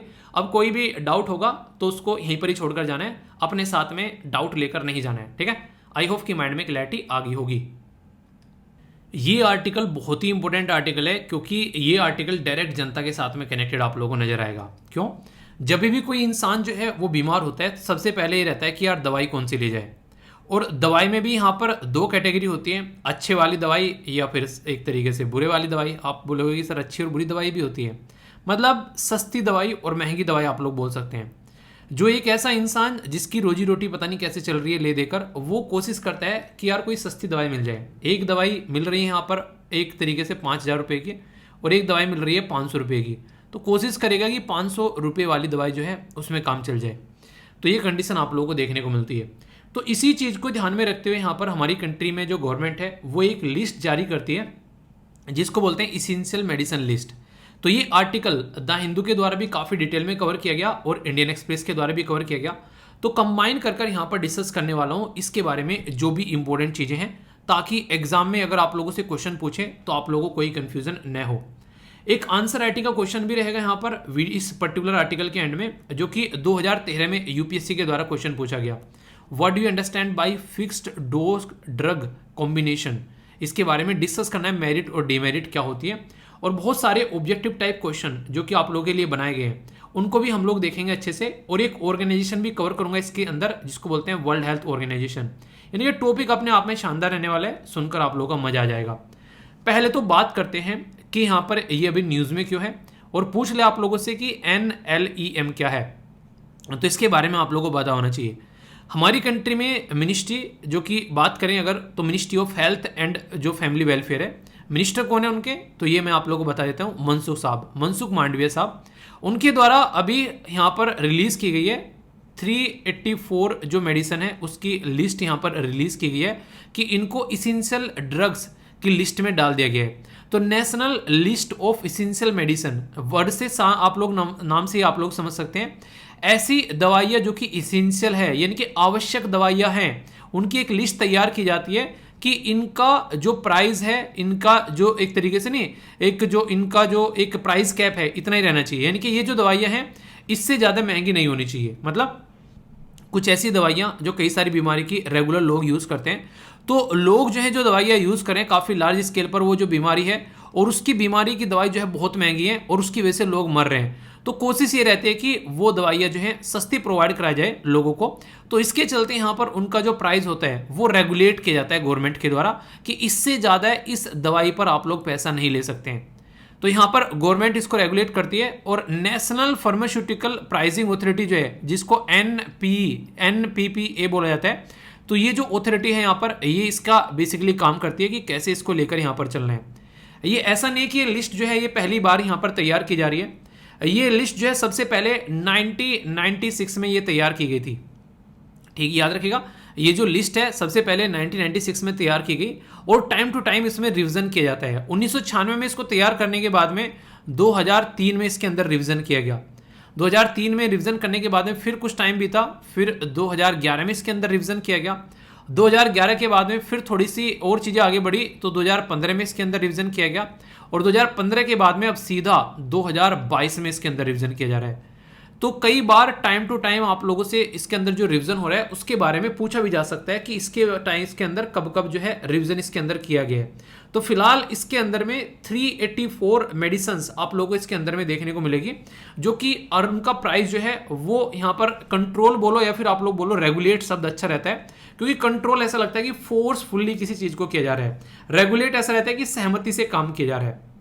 तो ऐसे आप लोग यहाँ पर समझ सकते हैं। और यहाँ पर सबसे इंपॉर्टेंट बात यह है कि वर्ल्ड हेल्थ ऑर्गेनाइजेशन भी इसके बारे में बात करता है, WHO, कि भाई साहब दवाइयाँ कम से कम लोगों तक इस तरीके से तो पहुँचाओ कि सस्ती दवाइयाँ हैं और लोग उनको एंजॉय कर सकें। अगर दवाइयाँ ऐसी हैं कि लोग जो है उनको ले ही नहीं पा रहे हैं, उनको यूटिलाइजेशन ही नहीं कर पा रहे हैं, तो वो दवाइयाँ फिर किस मतलब की रह जाती हैं। तो इसी के चलते यहाँ पर गाइडिंग प्रिंसिपल ये रहता है कि आप लोगों को ये देखना है कि बेटर हेल्थ पर फोकस देना है। ठीक है, यानी कि लोग हेल्थी कब रहेंगे, उनको दवाइयाँ प्रॉपर वे में मिल सकेगी, तो जो बेटर ड्रग मैनेजमेंट होना चाहिए और उनकी लोअर कॉस्ट होनी चाहिए, उनकी क्वालिटी भी याद रखी जाती है, क्वालिटी भी यहाँ पर फोकस देनी चाहिए। ऐसा नहीं कि प्राइस तो आप लोगों ने बहुत ही कम कर दिया पर लेकिन क्वालिटी भी साथ साथ में बर्बाद कर दी। तो असली चीज क्या है, वो है क्वालिटी और इसी के साथ में अफोर्डेबल, यानी कि क्वालिटी के साथ में अफोर्डेबल दवाई आप लोगों को देनी है। तो इस तरीके से आप लोग समझ सकते हैं। ठीक है, तो ये आप लोग चीजें हमेशा याद रखिएगा जिससे आप लोगों के माइंड में कोई भी कंफ्यूजन देखने को न मिले। इसी के साथ में यहाँ पर हेल्थ केयर के ऊपर पूरा फोकस किया जाता है। ये जरूरी है कि हेल्थ को सही से लेकर चलना है। और सबसे इंपॉर्टेंट बात जो आप लोगों को देखने को मिलेगी वो यहाँ पर निकल कर आती है कि पब्लिक सेफ्टी और इसी के साथ में एफिकेसी के बारे में बात की जा रही है और कोऑपरेटिव कॉस्ट इफेक्टिवनेस के बारे में बात की जा रही है। ये सारी बातें कौन बोलता है, वर्ल्ड हेल्थ ऑर्गेनाइजेशन। यानी कि लोगों को दवाइयाँ मिलनी चाहिए, सस्ती मिलनी चाहिए, अपने एरिया में मिलनी चाहिए, ताकि उनका जो हेल्थ है उसको हम लोग अच्छे से लेकर आगे चल सके। ऐसे आप लोग बोल सकते हैं। तो जो प्राइस यहाँ पर इसेंशियल जो मेडिसिन का जो रेगुलेट किया जाता है नेशनल फार्मास्यूटिकल प्राइसिंग अथॉरिटी के द्वारा, तो वो लिस्ट तैयार करती है और खासकर यहाँ पर ये जो दवाइयाँ रहती हैं इनके प्राइस को कंट्रोल करके फायदा पहुंचाया जाता है एक गरीब तबके को, सोसाइटी को। ठीक है, जैसे कि अगर बात करें ड्रग रेजिस्टेंस ट्यूबरकुलोसिस के लिए, ठीक है, तो वहां पर जो दवाइयाँ हैं उनके बारे में अगर आप लोग बात करें, कई सारी दवाइयाँ रेगुलर लोगों को चाहिए। ठीक है, तो यहाँ पर इस तरीके से जरूरी है कि ऐसी ऐसी दवाइयाँ जो कि यहाँ पर लोगों को फायदा पहुंचाए उनको एक सिस्टमेटिक वे में आप लोगों को यहाँ पर इसके अंदर लेकर आना है। तो अभी मैंने बताया 384 दवाइयाँ यहाँ पर इसके अंदर लाई जा रही है, इंक्लूड की गई है एडिसन 34 और कुछ ऐसी हैं जिनको ड्रॉप भी किया गया है। यानी कि ऐसा नहीं कि इसमें आती हैं दवाइयाँ, इससे बाहर भी जाती हैं दवाइयाँ। लगता है कि ठीक है ये दवाई जो है आज के दिन में ज़्यादा रिक्वायरमेंट भी नहीं है वो तो इसको वहाँ से लिस्ट से जो है उसको निकाल भी दिया जाता है। पर पूरा फोकस ये रहता है कि जो आउट ऑफ पॉकेट एक्सपेंडिचर है, यानी कि लोगों की जेब से जो खर्चा है उसको कम किया जाए, उसके ऊपर पूरा फोकस रहता है। क्योंकि सबसे बड़ा मुद्दा ये कि इंसान जो है अगर कोई मरीज है या फिर कोई ऐसा गरीब तबके का इंसान है जिसको यहाँ पर दवाइयाँ लेनी है, तो कम से कम उसकी पॉकेट पर इसका नेगेटिव इंपैक्ट यहाँ पर नहीं पड़ना चाहिए। अगर पॉकेट पर नेगेटिव इंपैक्ट पड़ रहा है तो फिर इन सब चीज़ों को कोई मतलब रह नहीं जाता है। तो उसी के चलते तो बोला ना कि वर्ल्ड हेल्थ ऑर्गेनाइजेशन यानी कि WHO भी खुद यहाँ पर इसके ऊपर फोकस करता है कि आप लोगों को यहाँ पर इसको प्रायोरिटी में रखना चाहिए। ठीक है, तो ये कुछ ऐसी चीजें हैं जो कि आप लोगों से रेगुलरली एग्जाम में पूछ ली जाती है। अब यहाँ पर मैं आप लोगों को थोड़ी सी कुछ बातें बताता हूँ, हालांकि हल्का सा ओवरव्यू तो मैंने आप लोगों को दे दिया इसके बारे में। NLEM यानी कि national list of essential medicine, तो कौन सी मिनिस्ट्री के अंडर में आती है? Ministry of health and family welfare के अंदर में आती है। कौन ऑर्गेनाइजेशन जो है इसको फोकस देकर चलती है, तो याद रखेगा ये है नेशनल फार्मास्यूटिकल प्राइसिंग अथॉरिटी, जिसको NPPA आप लोग बोलते हैं। ये यहाँ पर इस पर्टिकुलर काम को करती है। पहली बार कब लाया गया? 1996 में। उस टाइम पर इसके अंदर में 279 मेडिसिन हुआ करती थी। अभी रिसेंटली आप लोगों को देखने को मिला ये कब? 2022 में, ठीक है। तो अभी कितनी हो गई इसके अंदर में? 384 मेडिसिन आप लोगों को देखने को मिलेगी। तो कुछ डाली जाती है और कुछ निकाली जाती है। पूरा पर्पज ये रहता है कि दवाइयों को प्रायोरिटाइज किया जा सके कि किसको कैसी दवाइयां देनी है, वो क्या उस दवाई को खरीद पा रहा है। तो ये चीजें आप लोगों को देखने को मिलती है यहाँ पर इसके अंदर में। मतलब एक क्राइटेरिया फॉलो किया जाता है, ऐसे नहीं कि हवाबाजी में आप लोगों को चीजें देखने को मिलती हैं। तो ये है कि यहाँ पर एक तो लोगों को एक्सेसिबल होना चाहिए, ठीक है, एफिकेसी उसकी देखी जाती है, क्वालिटी देखी जाती है, रिड्यूस किया जाता है जो पेटेंट, ताकि लोगों का खर्चा कम हो, और इसी के साथ में सेफ्टी के ऊपर भी पूरा फोकस किया जाता है। तो एडिशन नया 34 मेडिसिन का यहाँ पर किया गया, जो मैंने भी आप लोगों को बताया। तो मुद्दा पूरा का पूरा ये रहता है कि लोगों को ज्यादा से ज्यादा फोकस पहुंचा जाए, उन लोगों को जो कि एक गरीब तबका है सोसाइटी का। क्राइटेरिया क्या है कि कोई दवाई इसके अंदर इंक्लूड करनी है, सबसे पहले तो वो एसेंशियल होनी चाहिए कि वो दवाई जो है वो काफी लार्ज पॉपुलेशन उसको यूज करती हो। दूसरा क्राइटेरिया क्या है यहाँ पर कि डिजीज का जो बर्डन है लोगों के ऊपर काफी पड़ रहा हो, यहाँ पर चेंजिंग, जैसे कोविड-19 आ गया अभी यहाँ पर, ठीक है, तो उसकी वजह से आप लोगों को देखने को मिलेगा, ठीक है। तीसरा क्या है यहाँ पर? सेफ्टी को ध्यान में रखते हुए कि हाँ कंट्रोल किया जा सके, प्राइस को ध्यान में रखते हुए, और फिक्स्ड ड्रग्स कॉम्बिनेशन, ठीक है। तो ये काफी इंपॉर्टेंट है, जिसमें कई दवाइयां मिलाकर एक साथ में दी जाती है इलाज करने के लिए, उसको फिक्स्ड ड्रग्स कॉम्बिनेशन यहाँ पर ध्यान में रखना होता है, ठीक है। इसी के साथ में ये भी देखा जाता है कि जो दवाइयां हमारे देश में आ रही हैं, ठीक है, किस तरीके से क्या वो मार्केट कर रही हैं, कितना उसका इंपैक्ट पड़ रहा है। क्योंकि अगर सारी दवाइयां एसेंशियल में डाल दी और उनका प्राइस डाउन कर दिया, तो जो रिसर्च एंड डेवलपमेंट कर रहे हैं वो कल को रिसर्च एंड डेवलपमेंट करना बंद कर देंगे, बोलेंगे कि कितनी दवाई बना लो, ये ठा के इसको इसमें डाल देते हैं और हमारा नुकसान कर देते हैं। तो ऐसा नहीं कि यहाँ पर ऐसा किया जाए कि यहाँ पर कोई हमारे देश में आकर इन्वेस्टमेंट ही ना करे, दवाई के फील्ड में कोई काम ही ना करे, ऐसा भी नहीं है। तो उन चीज़ों को भी ध्यान में रख के दिया जाता है। दवाइयाँ ऐसी चीज़ें जो कि हर एक इंसान कभी ना कभी लाइफ में इस्तेमाल करता है। जो इंसान लाइफ में इस दवाइयों से दूर है वो एक अच्छी लाइफ यहाँ पर एंजॉय कर पाता है। इसके अंदर अगर बात करें कॉस्ट इफेक्टिवनेस जो देखा जा रहा है, तो WHO भी फोर्स करता है इस चीज़ को लेकर, ठीक है। फर्स्ट कंट्री कौन थी जिसके द्वारा यहाँ पर इसेंशियल मेडिसिन तैयार की गई? तो ये याद रखिएगा, वो कंट्री है तंजानिया। तंजानिया दुनिया में पहली कंट्री थी जिसने 1970 में ऐसा कुछ किया ताकि लोगों को फायदा पहुंचाया जा सके। और इसके बाद में WHO के द्वारा फिर जो मॉडल लाया गया, उसके द्वारा मॉडल लाया गया 1977 में, ठीक है। तो यानी कि तंजानिया ने लगभग 7 साल पहले ऐसा कुछ कर दिया, WHO को लगा ये सही चीज है। तो आज की डेट में 186 देश ऐसे हैं दुनिया में जो इस पैटर्न को फॉलो कर रहे हैं, और ये काफी इंपॉर्टेंट हो गया है। ऐसा नहीं कि हमारे ही देश में इसेंशियल मेडिसिन की लिस्ट तैयार की जाती है। तो इसका मतलब क्या हो गया? इसका मतलब ये है कि ये एक जरूरी पार्ट बन चुका है और इसको सब लेकर आगे बढ़ रहे हैं। तो इसके ऊपर फोकस देना काफी ज्यादा जरूरी है, क्योंकि हर एक सोसाइटी में एक तबका ऐसा होता है जो कि किसी चीज को अफोर्ड नहीं कर पाता है। तो उस तबके के बारे में सोचकर उसको साथ में लेकर चलना काफी ज्यादा जरूरी है, ऐसा आप लोग यहाँ पर बोल सकते हैं, ठीक है। तो ये काफी इंपॉर्टेंट टॉपिक आप लोग इसको बोल सकते हैं। कोई कंफ्यूजन आप लोग के माइंड में इसको लेकर नहीं होना चाहिए। अब कुछ और चीजें, जैसे कि यहाँ पर ये तो सारी चीजें मैंने आपको बता ही दी इसके बारे में।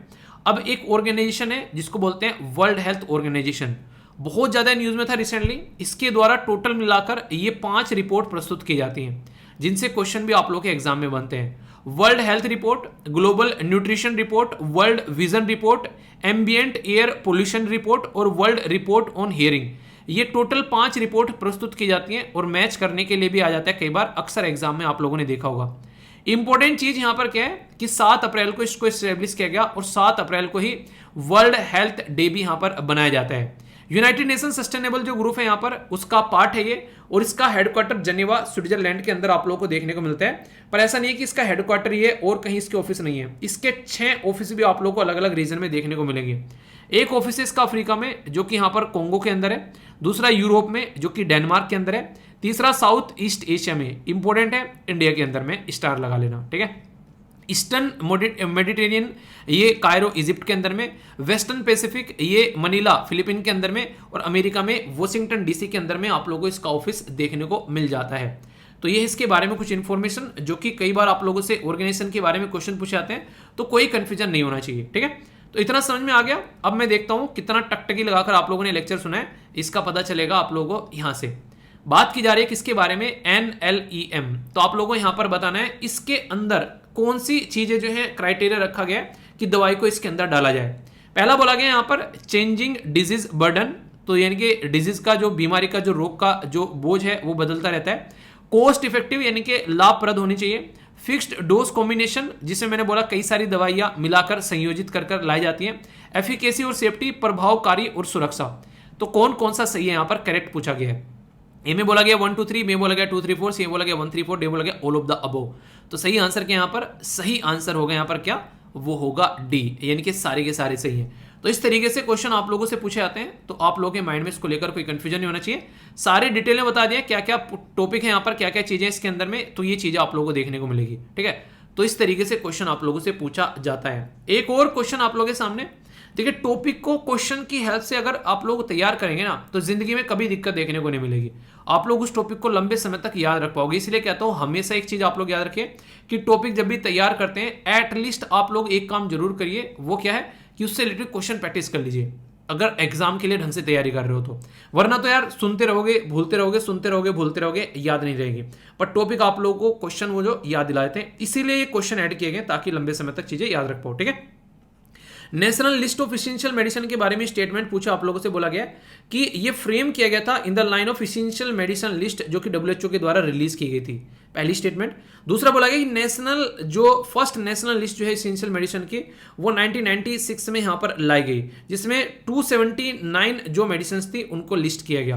तो आंसर में बोला गया ओनली 1 सही है, बी सही है, यानी कि 2 सही है, दोनों सही है, कोई सी भी सही नहीं है। तो सही आंसर क्या है आप लोगों को यहां पर ये बताना है। स्टेटमेंट को थोड़ा ध्यान से पढ़िएगा, गलती से WHO की जगह WTO यहां पर लिखा हुआ है, मैंने WHO बोल दिया है। ठीक है, तो WTO किसके लिए है, यह वर्ल्ड ट्रेड ऑर्गेनाइजेशन के लिए। तो आप लोग यहां पर देखते हैं इनकरेक्ट पूछा गया है। ठीक है, तो WTO WHO आप लोग एग्जाम में ऐसे पढ़ सकते हैं जैसे मैंने अभी पढ़ा है। आप लोग पढ़ते पढ़ते फटाफट माइंड में रहेगा WHO लिखा हुआ है, अच्छा पहला तो सही हो गया। ठीक है, दूसरा भी सही हो गया, तो आंसर यहां पर सी हो गया। ऐसा नहीं है भाई साहब, स्टेटमेंट को ध्यान से पढ़िएगा एग्जाम में, वरना वही स्टेटमेंट जो है वो जरा सी देर में आप लोगों की नैया डुबा देगी। तो WHO था यहां पर, जाके WTO लिख दिया इसने। ठीक है, तो ये पूरा डिटेल में कोई भी कंफ्यूजन नहीं होना चाहिए, आंसर यहां पर ए हो गया। ठीक है, तो ऐसे क्वेश्चन आप लोगों के बनते हैं, तो कंफ्यूजन नहीं होना चाहिए आप लोगों को जब क्वेश्चन पूछा जाता है। तो सारी की सारी बातें यहां पर लिखी हुई है, जो भी बातें आप लोगों को बताई हैं, एक एक पॉइंट जो है वो यहां पर क्लियरली मेंशन किया गया। तो कोई भी टॉपिक को इस तरीके से आप लोगों को पढ़ना है, कहने का मतलब यहां पर ही है। ठीक है, एक क्वेश्चन और जो कि काफी इंपॉर्टेंट है, यहां पर एसेंशियल मेडिसिन लिस्ट के बारे में बात की जा रही है। तो WHO की अपडेट की जाती है एवरी ईयर, पहला बोला गया है। फर्स्ट कंट्री जो है वो तंजानिया 1970 में यहां पर पार्टिसिपेट करी थी। नेक्स्ट बोला गया यहां पर फर्स्ट WHO मॉडल जो है वो रिलीज किया गया 1977 में। तो सही आंसर आप लोगों को बताना है क्या है यहां पर। ए में बोला गया 1 और 2, बी में बोला गया 2 और 3, सी में बोला गया 1 और 3, डी में बोला गया ऑल ऑफ द अबोव। तो सही आंसर क्या है। इसमें जो इंटरेस्टिंग चीजें याद रखने की, आप लोग खुद देखो, कॉमन सेंस भी आप लोग लगा सकते हो। हमारे देश में 1996 में पहली बार इसको लेकर आया गया, जैसा मैंने अभी आप लोगों को बताया। ठीक है, दूसरी बार जो लिस्ट है यहां पर, ये फिर अपडेट की गई 2003 में, फिर 11 में, फिर 15 में, फिर 22 में। तो क्या WHO यहां पर इतना फ्री बैठा है कि हर साल यहां पर ये इसको एवरी ईयर अपडेट करेगा? 1-2 साल का तो गैप होगा एटलीस्ट, अगर कुछ नहीं तो ये स्टेटमेंट कॉमन सेंस से भी आप लोग गलत कर सकते हो यहां पर कि हाँ गलत है स्टेटमेंट। तो आंसर क्या हो गया, आंसर यहां पर भी हो गया। WHO जो है वो एवरी 2 ईयर ये लिस्ट जो है वो अपडेट करता है। ठीक है, और अपने देश के बारे में मैंने आप लोगों को बता ही दिया। तो ये था पूरा, और ये है आप लोगों को आंसर राइटिंग का क्वेश्चन। तो इस तरीके से टॉपिक को तैयार करो कि उसमें से हर लेवल पर आप लोग जो भी इंपॉर्टेंट चीजें हैं वो निचोड़ लो। तो दोनों न्यूज़पेपर के अंदर जो भी इंपॉर्टेंट चीजें थी वो सारी कंबाइन कर आप लोगों के लिए यहाँ पर प्रोवाइड करा दी गई हैं।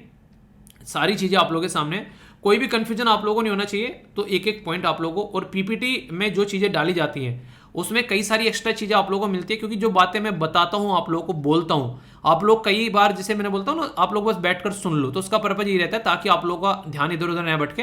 तो उसमें सारी चीजें इसी तरीके से प्रोवाइड कराता हूं, तो उसको टेंशन नहीं लेनी है, सारी चीजें अच्छे से एंजॉय करना है, ये आप लोगों की रेस्पॉन्सिबिलिटी है। तो इसको अच्छे से एंजॉय कर आप लोगों को आगे बढ़ना है। ठीक है, तो ये पूरा टॉपिक हो गया। कोई कंफ्यूजन हो तो बताना जरूर, कंफ्यूजन लेके माइंड में नहीं जाना है, इस तरीके से चीजों को तैयार करना है। ठीक है, एक और इंपॉर्टेंट टॉपिक है यहां पर, बात की जा रही है अंडरस्टैंडिंग यूक्रेन काउंटर जो ऑफेंसिव, यानी कि रसिया और यूक्रेन का जब से बवाल चल रहा है, आप लोगों ने सबने सुना है वो सारी चीजें। पहले पुतिन साहब जो है उन्होंने दबाकर जो है यूक्रेन के ऊपर अटैक किया। ऐसा लग रहा था कि पुतिन जो है 4 दिन में पूरे यूक्रेन को अपने कंट्रोल में कर लेगा, और असली बात बताऊं तो वो कर भी लेता। पर लेकिन जैसे ही यहाँ पर बात आती है निकलकर, जैसे कि यूएसए हो गया या यूरोपियन यूनियन, सारे इसके यूक्रेन के साथ में आ गए, हथियार सप्लाई किया जा रहा है दबाकर यूक्रेन को, जिसकी कुछ हद नहीं है। तो जेलेंस्की साहब जो कि यूक्रेन के प्रेसिडेंट हैं, वो पूरे ताव में आ चुके हैं और यहाँ पर वो तब से लेकर अब तक लड़े हुए हैं। आप लोग समझ सकते हैं कि ये 1 साल हो जाएगा इस तरीके से अगर चीजें चलती रहेंगी, 6 महीने से भी ज्यादा हो चुका है, ठीक है। समझ रहे हैं कितने लंबे समय से यहाँ पर ये इस तरीके से लड़ाइयाँ चल रही हैं। अभी भी ग्राउंड लेवल पर बहुत सारे लोग यहाँ पर मारे जा रहे हैं। तो स्टार्टिंग में तो जैसे लोहांस्क और दोनतस्त वाला रीजन था, काफी अच्छे से यहाँ पर रसिया के द्वारा कैप्चर कर लिया गया। अब रीजन ऐसा यहाँ पर कि रसिया जो है उससे फिर से यहाँ पर काफी हैवी फायरिंग देखने को मिल रही है, क्योंकि हथियार पूरा सप्लाई किया जा रहा है और रसिया की जो सेना है वो भी दिक्कत में आ रही है। कितने दिन तक लड़ोगे भाई साहब, ये भी तो होता है ना। लोग अपने घर से बाहर पड़े हुए इतने दिन से, और सबसे बड़ी बात यहाँ पर यह है उसमें लोगों की जान भी जा रही है। तो सोचो एक ऐसा इंसान जो कि लड़ने के लिए बाहर गया हुआ है और उसके घर वाले दिन ब दिन उनको रात को नींद नहीं आती होगी, प्रॉपर खाना नहीं खा पाते होंगे कि पता ना कल क्या हो जाए। तो इसकी वजह से एक लंबे समय तक जब कोई वॉर खिंच जाती है ना, तो जो आर्मी है, जो सेना है, उसका मोराल जो है वो डाउन होने लगता है। रसिया की सेना में भी कई बार ऐसी चीजें अभी रिसेंटली देखने को मिल रही थी, जिसमें कई सारी ऐसी बातें यहाँ पर निकल कर आई थी। 2014 में रसिया ने क्रीमिया जो है वो यहाँ पर हथिया लिया था बेसिकली यूक्रेन से, क्योंकि बहुत इंपॉर्टेंट पोर्शन है और इसके बेस पर ये ब्लैक सी के ऊपर अपना कंट्रोल कर पाते हैं। पर लेकिन यहाँ पर जैसे ही यहाँ पर यूक्रेन ने बोला कि वो नेटो का मेंबर बनने जा रहा है, अगर यूक्रेन जो है वो नेटो का मेंबर बन जाता तो इससे रसिया को बहुत नुकसान होता, क्योंकि यहाँ पर सारी नेटो की फोर्स आकर बैठ जाती है 1 मिनट में, और कल को चलकर रसिया जो है यूक्रेन का कुछ नहीं कर पाता। आप लोगों को बता दूं 1990s में ये यूएसएसआर हुआ करता था। यूएसएसआर में से 15 कंट्री जो है अलग निकली, उसका विघटन हो गया, उसमें से यूक्रेन एक था। तो यूक्रेन भी एक कंट्री था यहाँ पर जो कि अलग निकला, और अभी ये मैक्सिमम कई सारी कंट्री जो है वो नेटो का पार्ट बनते जा रहे हैं। तो कहीं ना कहीं रसिया को ये लगता है कि ये हमारे सर पर नाच रहे हैं। और सेम बात यहाँ पर कई सारे लीडर्स के द्वारा बोली गई कि नेटो का कुत्ता जो है वो रसिया के द्वार पर जाकर भौंका, उसकी वजह से सारी दिक्कतें देखने को मिली। ये खुद जो पोप फ्रांसिस है उसके द्वारा ये स्टेटमेंट दी गई थी। खतरनाक स्टेटमेंट है अपने आप में ही, मतलब कि तुम बदतमीजी काट रहे हो, उसकी वजह से रसिया ऐसी हरकतें कर रहा है। अगर यहां पर यूक्रेन न बोले मुझे नेटो ज्वाइन करना है, अपनी जिंदगी को एंजॉय करता रहे, तो कभी भी रसिया जो है वो इसके ऊपर अटैक नहीं करता। पर लेकिन रसिया इस तरीके से इसके पोर्शन को कंट्रोल कर लेता है, तो वो भी सोचने वाली बात है कि इसको कैसे लेकर चलना है। तो बहुत सारी चीजें ऐसी होती हैं जिनमें बैलेंस बनाना पड़ता है। तो ये बात आप लोग याद रखिएगा, कई बार क्वेश्चन बनते हैं, तो ये सारी चीजें आप लोगों को माइंड में पता होनी चाहिए, क्योंकि ये रेगुलर चलती रहती है। एक बात और बोलो, चीजों को रटना नहीं है। क्यों? क्योंकि ये लंबे समय से चल रही हैं, आगे भी चलती रहेंगी। अगर आप लोग रटोगे तो उसका कोई मतलब नहीं बनता है। तो ये ऐसी चीजें कि आप लोग हल्का सा आइडिया रखो, जैसे फाइनल चीजें होंगी उसके बारे में थोड़ा समझ लो। लोकेशंस वगैरह आप लोगों से पूछ ली आती है, ब्लैक सी के बारे में, सी ऑफ एजो के बारे में, ये सारी चीजें जो कि कई बार पहले भी मैं आप लोगों को बता चुका हूं, और ये रेगुलर न्यूज में आती रहेंगी इस तरीके से। तो रेगुलर आप लोगों को अपना टाइम जो है वो बर्बाद नहीं करना है। तो इन चीजों से थोड़ा सा आप लोगों को डिस्टेंस बनाकर रखनी है, ठीक है। तो इसका बेसिक पर्पज ये बोलने का, ताकि आप लोग इन चीजों को अंडरस्टैंड कर सको। ओके, क्वेश्चन का आंसर आप लोग जरूर देते रहिए, ये मैंने आप लोगों को बोला है। यहाँ पर वीर तालियान जो है, यहाँ पर जाकर आप लोग क्वेश्चन का आंसर दे सकते हैं। जो ऑलरेडी आंसर लिख रहे हैं उनके आंसर को आप लोग रिव्यू कर सकते हैं, ठीक है। तो इसको आप लोग जरूर देखिएगा, ठीक है। आंसर राइटिंग की जब भी बात कर रहा हूँ बार बार याद आ रहा है, कल पेपर है, अच्छे से पेपर देना यार, ठीक है। कोई भी डाउट नहीं होना चाहिए।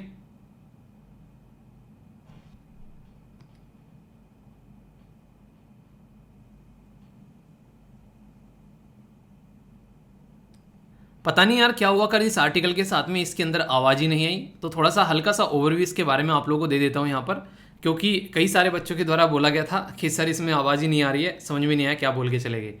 तो चलिए थोड़ा सा नज़र डाल लेते हैं। बात की जा रही थी तारागिरी के बारे में, आज आई होप की आवाज़ आएगी। तारागिरी जो है प्रोजेक्ट 17A के तहत यहाँ पर हमारे देश में इसको इम्प्लीमेंट किया जा रहा है। ये एक तरीका आप लोग लड़ाका जहाज आप लोग इसको बोल सकते हैं। तो डिफेंस के साथ में आप लोग कनेक्ट कर सकते हैं, और साइंस एंड टेक्नोलॉजी के साथ में भी जो हम लोग डेवलपमेंट होता है इंडिया के अंदर में, उसके बारे में याद रखिएगा। क्योंकि इंडिजिनसली यानी कि अपने आप स्वदेशी बनाया हुआ ये एक हथियार बोल सकते हैं इसको यहाँ पर। और ये मुंबई के अंदर में मजगोंग डोक जो शिप बिल्डिंग जो लिमिटेड कंपनी है उसके थ्रू यहाँ पर ये बनाया जाए, ठीक है। तो ये काफ़ी इंपॉर्टेंट हो जाता है। ये प्रोजेक्ट 17 जो है ये अपने आप में ही काफ़ी इंपॉर्टेंट है, क्योंकि इस प्रोजेक्ट के तहत हम लोग काफ़ी कुछ अपने देश में कर रहे हैं। ये इंडियन नेवी के द्वारा लॉन्च किया गया था 2019 में, ताकि अपने देश में हम लोग ऐसे जहाज प्रॉपर वे में तैयार कर सके जिनको आप लोग लड़ाका जहाज बोलते हैं। और ये मैक्सिमम जो तैयार किए जा रहे हैं यहाँ पर मजगोंग डोक शिप लिमिटेड और इसी के साथ में garden reach ship builder engineers, ये मिलकर यहाँ पर 2 कंपनी है जो इसमें काम कर रही है। सबसे शानदार चीज यहां पर ये होती है जहाज की कि रडार भी इसको जो है कई बार कैप्चर नहीं कर पाती है, तो यानी कि उससे भी बचकर यहां पर ये निकल जाता है। 4,500 रुपए खर्च किए जाने यहाँ पर। फर्स्ट जो शिप है यहाँ पर आईएनएस नीलगिरी, वो कमीशन किया जाएगा 2022 में, उसकी एक्सपेक्टेशन बताई जा रही है। इसी के साथ में यहाँ पर ये जो होता है वॉरशिप, इसको आप लोग जो बोलते हो, इस फील्ड में प्रोजेक्ट 17 के तहत यहाँ पर ये सारे प्रोजेक्ट आप लोगों को देखने को मिलेंगे, जिसमें आईएनएस नीलगिरी, आईएनएस हिमाद्री, इसी के साथ में उदयगिरी, नेक्स्ट दूनागिरी, इसी के साथ में तारागिरी, विंध्यागिरी और महेंद्रगिरी। ये सारे जो नाम है ना, इनको आप लोग और थोड़ा सा टाइम निकालकर सर्च करो तो इनकी इंपॉर्टेंस आप लोगों को देखने को मिलेगी। मैं आप लोगों को फिलहाल अभी तारागिरी के बारे में बता देता हूँ कि जो तारागिरी नाम है कहाँ से निकल कर आता है। तो हिमालय के अंदर जो गढ़वाल रीजन है, वहां पर जो हिल रेंज है उसका नाम तारागिरी है, जहां से इसको निकाल कर लाया गया है।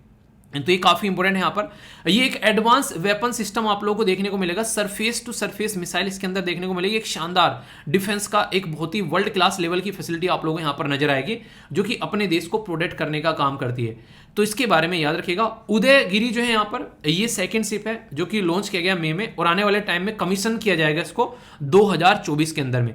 तो ये लॉन्च किया ना अलग बात है, पर लेकिन कमीशन करना, प्रॉपर तैयार करना, वो आने वाले टाइम में आप लोगों को देखने को मिलेगा। ठीक है, सबसे बड़ी बात यह है कि जो प्रोजेक्ट है यहाँ पर 17A, इसमें 75% कंपोनेंट हम लोग अपने आप बना रहे हैं, यानी कि किसी के ऊपर डिपेंडेंट नहीं है, किसी की बैसाखी पे नहीं चल रहे हैं, अपने हिसाब से अपनी जिंदगी को लेकर चल रहे हैं। तो ये काफी ज्यादा इंपॉर्टेंस आप लोगों को इसकी देखने को मिलेगी। ठीक है, तो ये आप लोग जरूर ध्यान रखिएगा। बाकी एक छोटा सा क्वेश्चन भी था यहाँ पर जो आप लोगों को एक्सप्लेन किया था। यहाँ पर बात की जा रही थी अस्त्रधारणी, आईएनएस अस्त्रधारणी के बारे में। जो वर्ड आईएनएस होता है इसका क्या मतलब है आप लोगों को ये बताना है। तो देखता हूं कौन यहाँ पर बता पाता है आईएनएस का मतलब। वैसे आंसर क्या है यहाँ पर, इसका आंसर है सी, टोरपीडो लॉन्च, जो रिकवरी विसल आप लोग इसको बोल सकते हैं। टोरपीडो बेसिकली एक बॉम्ब शेप, आप एक बोल सकते हैं शेप लाइक द बॉम्ब, जो कि नॉर्मली यूज किए जाते हैं यहाँ पर, जो वाटर से पानी में जब नहीं पानी से वार करने वाला कुछ वेपन आप लोग बोल सकते हो। एक मॉडर्न टोरपीडो, एक अंडर वाटर रेंज वेपन आप लोग बोल सकते हैं यहाँ पर, जो कि सरफेस जो ए वाटर की सरफेस से किसी चीज के ऊपर अटैक करना, इस तरीके से आप लोग यहाँ पर इसको बोल सकते हो। इसकी स्ट्रक्चर भी आप लोग जाकर देखेगा, ये एक टाइप ऑफ मिसाइल या फिर बॉम्ब जो कि पानी के अंदर से फायर किया जाता है, उसको नॉर्मली ये शब्द लिया जाता है यहाँ पर। ठीक है, तो यूपीएससी ने 2016 में यहाँ पर इसके ऊपर क्वेश्चन पूछ लिया, तो कंफ्यूजन नहीं होना चाहिए। इसके बारे में बेसिक इन्फॉर्मेशन भी आप लोगों को यहाँ पर प्रोवाइड करा दिए। ये फर्स्ट इंडिजिनसली डेवलप किया गया था हमारे द्वारा। ठीक है, एक और क्वेश्चन यहाँ पर, प्रोजेक्ट 17 के तहत यहाँ पर कौन कौन सा ये आप लोगों को देखने को मिलेगा सिस्टम, उदयगिरी, नीलगिरी, तारागिरी। तो अभी डिटेल में आप लोगों को मैंने यहाँ पर एक्सप्लेन किया, यहाँ पर इसके बारे में कोई भी डाउट आप लोगों को नहीं होना चाहिए। ठीक है, तो इसके तहत आप लोगों को यहाँ पर देखने को मिलेंगे ये सारे के सारे। तो कोई भी छोटा छोटा टॉपिक इस तरीके से कभी दिक्कत हो जाती है तो यार उसके लिए एक्सट्रीमली सॉरी, क्योंकि मतलब अंदाजा ही नहीं रहता यार। कई बार सॉफ्टवेयर पता नहीं क्या बदतमीजी काट देता है, कई बार वॉइस गायब हो जाती है, होता है कभी कभी ऐसा। पर लेकिन इसका मतलब ये नहीं कि वो टॉपिक आप लोगों का छोड़ दूंगा। ठीक है, तो इतना भी लापरवाह मत समझो यार, जो हुआ है कुछ ऐसा तो आप लोगों को उसका एक्सप्लेनेशन मिल जाएगा। ठीक है, तो इतना आप लोग ट्रस्ट कर सकते हैं। तो ये था पूरा टॉपिक, कोई डाउट नहीं होना चाहिए। ओके, अब कुछ इंपॉर्टेंट जो न्यूज़ है यहाँ पर, ये डायरेक्ट आप लोगों से एग्जाम में क्वेश्चन पूछे जाते हैं यहाँ पर। जैसे कि अगर बात करें national museum of natural history, यानी कि जो नेचुरल हिस्ट्री है उसके म्यूजियम के बारे में यहाँ पर बात की जा रही है। ये आने वाले टाइम में यहाँ पर ये रहता है कि हम लोग जो चीज़ें खत्म कर चुके हैं, ताकि आने वाली जनरेशन जो है वो उसके साथ में कनेक्ट हो सके। तो म्यूजियम यानी कि संग्रहालय इसलिए बनाया जाता है। आने वाले टाइम में आप लोगों को बहुत सारी चीज़ें ऐसी हैं जो म्यूजियम में देखने को मिलेगी। ठीक है, तो यहाँ पर इस तरीके से चीज़ें हैं, हम लोग इतनी तरीके से चीज़ों को बर्बाद कर रहे हैं। तो national museum of natural history जो है उसके बारे में बात करें तो उसके द्वारा ऑर्गेनाइज कराया गया ऑफलाइन प्रोग्राम अवेयरनेस करने के लिए बच्चों को कि किस तरीके से हमारे देश में री इंट्रोड्यूस किया जा रहा है चीता। प्राइम मिनिस्टर मोदी जी का जो बर्थडे है वो आप लोगों को पता है किस दिन सेलिब्रेट किया था, बताइए। उस दिन हमारे देश में चीता को इंट्रोड्यूस किया जा रहा है। ठीक है, अगर बात करें जो national museum of natural history जो है ये कहाँ पर स्टेब्लिश किया गया और कब स्टेब्लिश किया गया, तो 1972 में स्टेब्लिश किया गया। बांग्लादेश आज़ाद हुआ उसके बाद में हम लोगों ने इसको स्टेब्लिश कर दिया, और इसकी अभी सिल्वर जुबली बनाई जा रही है। मतलब 1972 में स्टेब्लिश किया गया, अभी हम लोग कहाँ हैं 2022 में है, तो इसका मतलब क्या हो 50 साल इसको पूरे हो चुके हैं यहाँ पर। तो इस तरीके से आप लोग यहाँ पर समझ सकते हैं। तो यहाँ पर ये काफ़ी इंपॉर्टेंट है यहाँ पर, जो एक तरीके से जो हमारे देश के बारे में बहुत सारी इंफॉर्मेशन जो है यहाँ पर संग्रहित करके रखी जाती है, ताकि आने वाली जनरेशन इनको अंडरस्टैंड कर सके। थोड़ा सा एक मिस्टेक हो गया, एक थोड़ा सा इसको सुन लीजिए, और ये अच्छी चीज़ भी होती है जब कभी ऐसी मिस्टेक हो जाती है, उससे आप लोगों को फायदा रहता है कि कभी उस चीज़ को आप लोग बोलोगे नहीं। और मुझे तो कई बार कन्फ्यूजन होता है इसमें, जैसे यहाँ पर सिल्वर जुबली लिखी है तो सिल्वर जुबली होती है 25 साल। ठीक है, गोल्डन जुबली होती है 50 साल। ठीक है, डायमंड जुबली कितने साल की होती है आप लोग बताइए। तो ये सिल्वर जुबली बोल रहे हैं, यानी कि 1972 में इसको खोला गया और 1947 में जो था देश आज़ाद हुआ था। तो यानी कि 25 साल बाद यहाँ पर इसको जो है हम लोगों ने ओपन किया, पर लेकिन जनता के लिए इसको ओपन किया गया 1978 में, ठीक है। तो ये याद रखिएगा। अभी यहाँ पर अगर बात करें 1972 में हम लोगों ने इसको खोला, पर अभी हम लोग क्या कर रहे हैं, गोल्डन जुबली आप लोग बोल सकते हैं, सेलिब्रेट की जा रही है जब से इसको स्टेब्लिश किया गया अब फिलहाल के टाइम पर। तो ये छोटा सा ध्यान रखिएगा आप लोग, तो इसके बारे में देखिएगा, ठीक है। मिनिस्ट्री ऑफ इन्वायरमेंट, ये काफ़ी इंटरेस्टिंग है। यहाँ पर बात की जा रही है national museum of natural history. Interesting चीज़ क्या है यहाँ पर, आप लोग सोचोगे कि यार किस मिनिस्ट्री के अंडर में नॉर्मली आना चाहिए अगर कॉमन सेंस यूज की जाए, ठीक है। तो आप लोग यहाँ पर एक अलग तरीके से चीज़ों को सोचोगे कि हाँ यार किसी ने किसी एक तरीके से ना होम मिनिस्ट्री के अंडर में डाल जाए, कल्चर मिनिस्ट्री के अंडर में डाल दी जाए, ठीक है। इस तरीके से आप लोग कोई ना कोई सोचोगे, पर ये कि मिनिस्ट्री ऑफ जो environment forest and climate change के अंदर आप लोगों को देखने को मिलेगा, जो कि यहाँ पर काफ़ी इंपॉर्टेंट है। तो इन्वायरमेंट कंजर्वेशन की नीड को भी ये दर्शाता है, क्योंकि धरती पे से जो चीज़ें खर्च हो रही हैं, खत्म हो रही हैं, तो उनको हम लोग को प्रोवाइड करना है, उसके ऊपर ये फोकस देकर जाता है, ठीक है। तो कई बार आप लोगों से ऑर्गेनाइजेशन कौन सी मिनिस्ट्री के अंडर में आती है, या फिर आप लोगों से पूछ लिया जाता है कि कब यहाँ पर ये कहाँ पर स्टेब्लिश किया गया है। तो स्टेट पीसीएस के अंदर अक्सर ऐसे क्वेश्चन आप लोगों से बनते हैं, ठीक है। यूपीएससी क्या करती है, स्टेटमेंट देती है, तो आप लोगों से मिनिस्ट्री अक्सर पूछ लिया करती है। इन्वायरमेंट मिनिस्टर कौन है, ये आप लोगों को बताना है। मैंने आप लोगों को बोला था ये क्वेश्चन मुझे पूछने की जरूरत ना पड़े, जब भी कोई मिनिस्ट्री आए तुरंत उसके मिनिस्टर आप लोगों को कमेंट बॉक्स में लिख देना है, ओके। बात की जा रही है यहाँ पर रबर प्लांटेशन के बारे में। ये काफी इंपॉर्टेंट आप लोग टॉपिक है जिसको आप लोग कनेक्ट कर सकते हैं यहाँ पर रबर प्लांटेशन के बारे में। नेचुरल रबर अगर बात करें काफी इंपॉर्टेंट होती है, आप लोग सर्च करिएगा एक इंपॉर्टेंट टर्म जिसको बोलते हैं रेजिस्टेंस बैंड। रेजिस्टेंस बैंड जो होता है वो एक्सरसाइज करने का काम आता है। मैंने अभी रिसेंटली रेजिस्टेंस बैंड मंगाया था, तो आप लोग भी सर्च करना रेजिस्टेंस बैंड क्या होते हैं। वो नेचुरल रबर के बनाए जाते हैं ऐसा बोला जाता है, ठीक है। तो वो एक्सरसाइज करने में यूज होते हैं। तो रबर का काफ़ी ज़्यादा इस्तेमाल है आज की डेट में, आप लोग बहुत जगह रबर का इस्तेमाल देखेंगे। और रबर तो बचपन से ही हमारी लाइफ का पार्ट है। उन्हें पेंसिल आया करती थी, नटराज की पेंसिल, उसी के साथ में एक रबर भी, और एक ऐसी पेंसिल आया करती थी जिसके पीछे रबर हुआ करती थी, याद है। तो रबर तो बहुत ही इंपॉर्टेंट पोर्सन है पहले से ही, अगर बात करें लाइफ के साथ में कनेक्ट है। केरला जो है उसमें फिलहाल जो रबर प्लांटेशन जो है उसमें क्राइसिस देखने को मिल रहा है, क्योंकि उसके प्राइस जो है रिसेंटली अभी काफ़ी ज़्यादा गिर गए हैं। प्राइस गिरने का रीज़न क्या है, पहले काफ़ी लार्ज स्केल पर हमारे देश से रबर जो है वो चाइना इंपोर्ट किया करता था, पर लेकिन प्रेजेंट टाइम पे चाइना की अर्थव्यवस्था जो है वो ज़्यादा अच्छे तरीके से काम नहीं कर रही है। तो इसकी वजह से जो नेचुरल रबर की जो खपत है वो बाहर एक तरीके से घट गई है, तो वो परचेज नहीं कर रहे हैं, जिसकी वजह से जो लोग जो खेती यहाँ पर कर रहे हैं रबर की, कुछ इस तरीके से आप लोगों को ये देखने को मिलेगी रबर की खेती की जाती है, तो उनको दिक्कतें झेलनी पड़ रही हैं यहाँ पर। केरला जो है हमारे देश में वो काफ़ी इंपॉर्टेंट है जो कि रबर प्रोड्यूस करने में, तो लीडिंग है रबर प्रोड्यूस करने में। केरला और तमिलनाडु देश का 81% रबर जो है यहाँ से निकल कर आती है।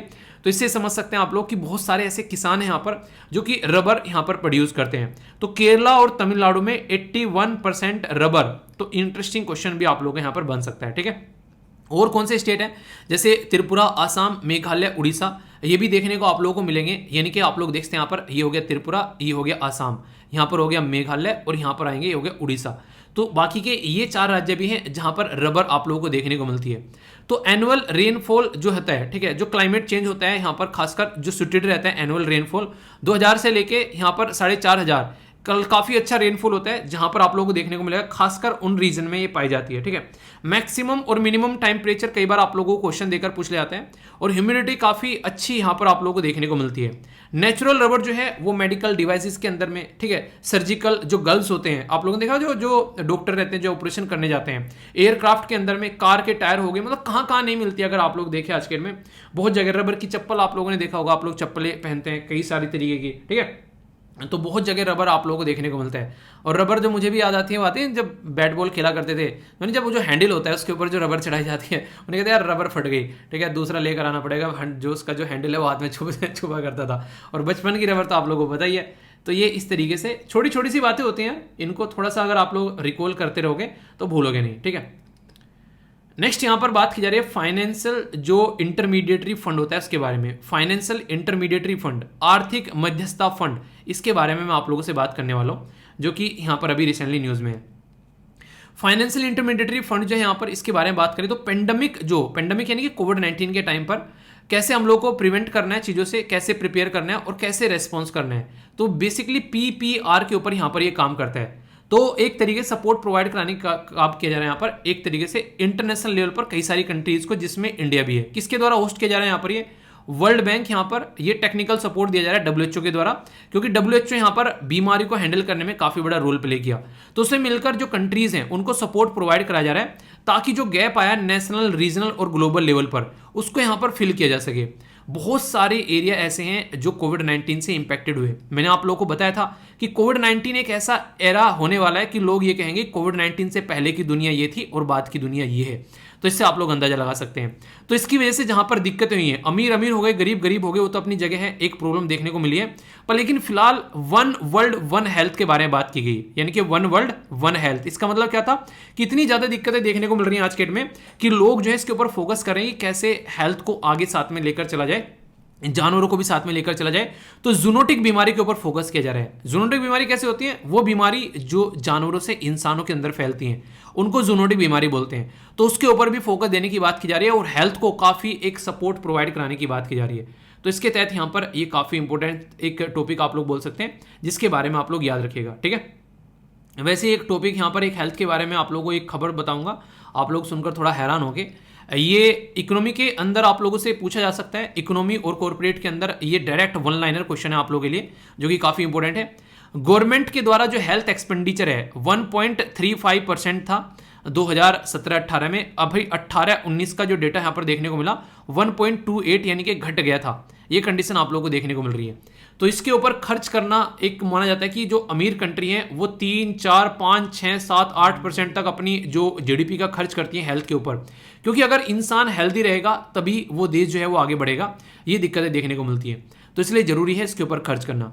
International conference green ship recycling और इसी के साथ में व्हीकल स्क्रैपिंग, यानी कैसे नहीं, पुराने व्हीकल हो गए उनको बेसिकली फेंको यार, क्यों इन्वायरमेंट को नुकसान पहुंचा रहे हो, ऐसी पॉलिसी गवर्नमेंट लेकर आ रही है, ठीक है। पर लेकिन फेंकना आसान नहीं होता है। एक ऐसा इंसान, इसने जिंदगी भर की मेहनत करके एक कार ली है, ठीक है, अब पता चला वो एक काम नहीं कर पा रही है इसकी वजह से।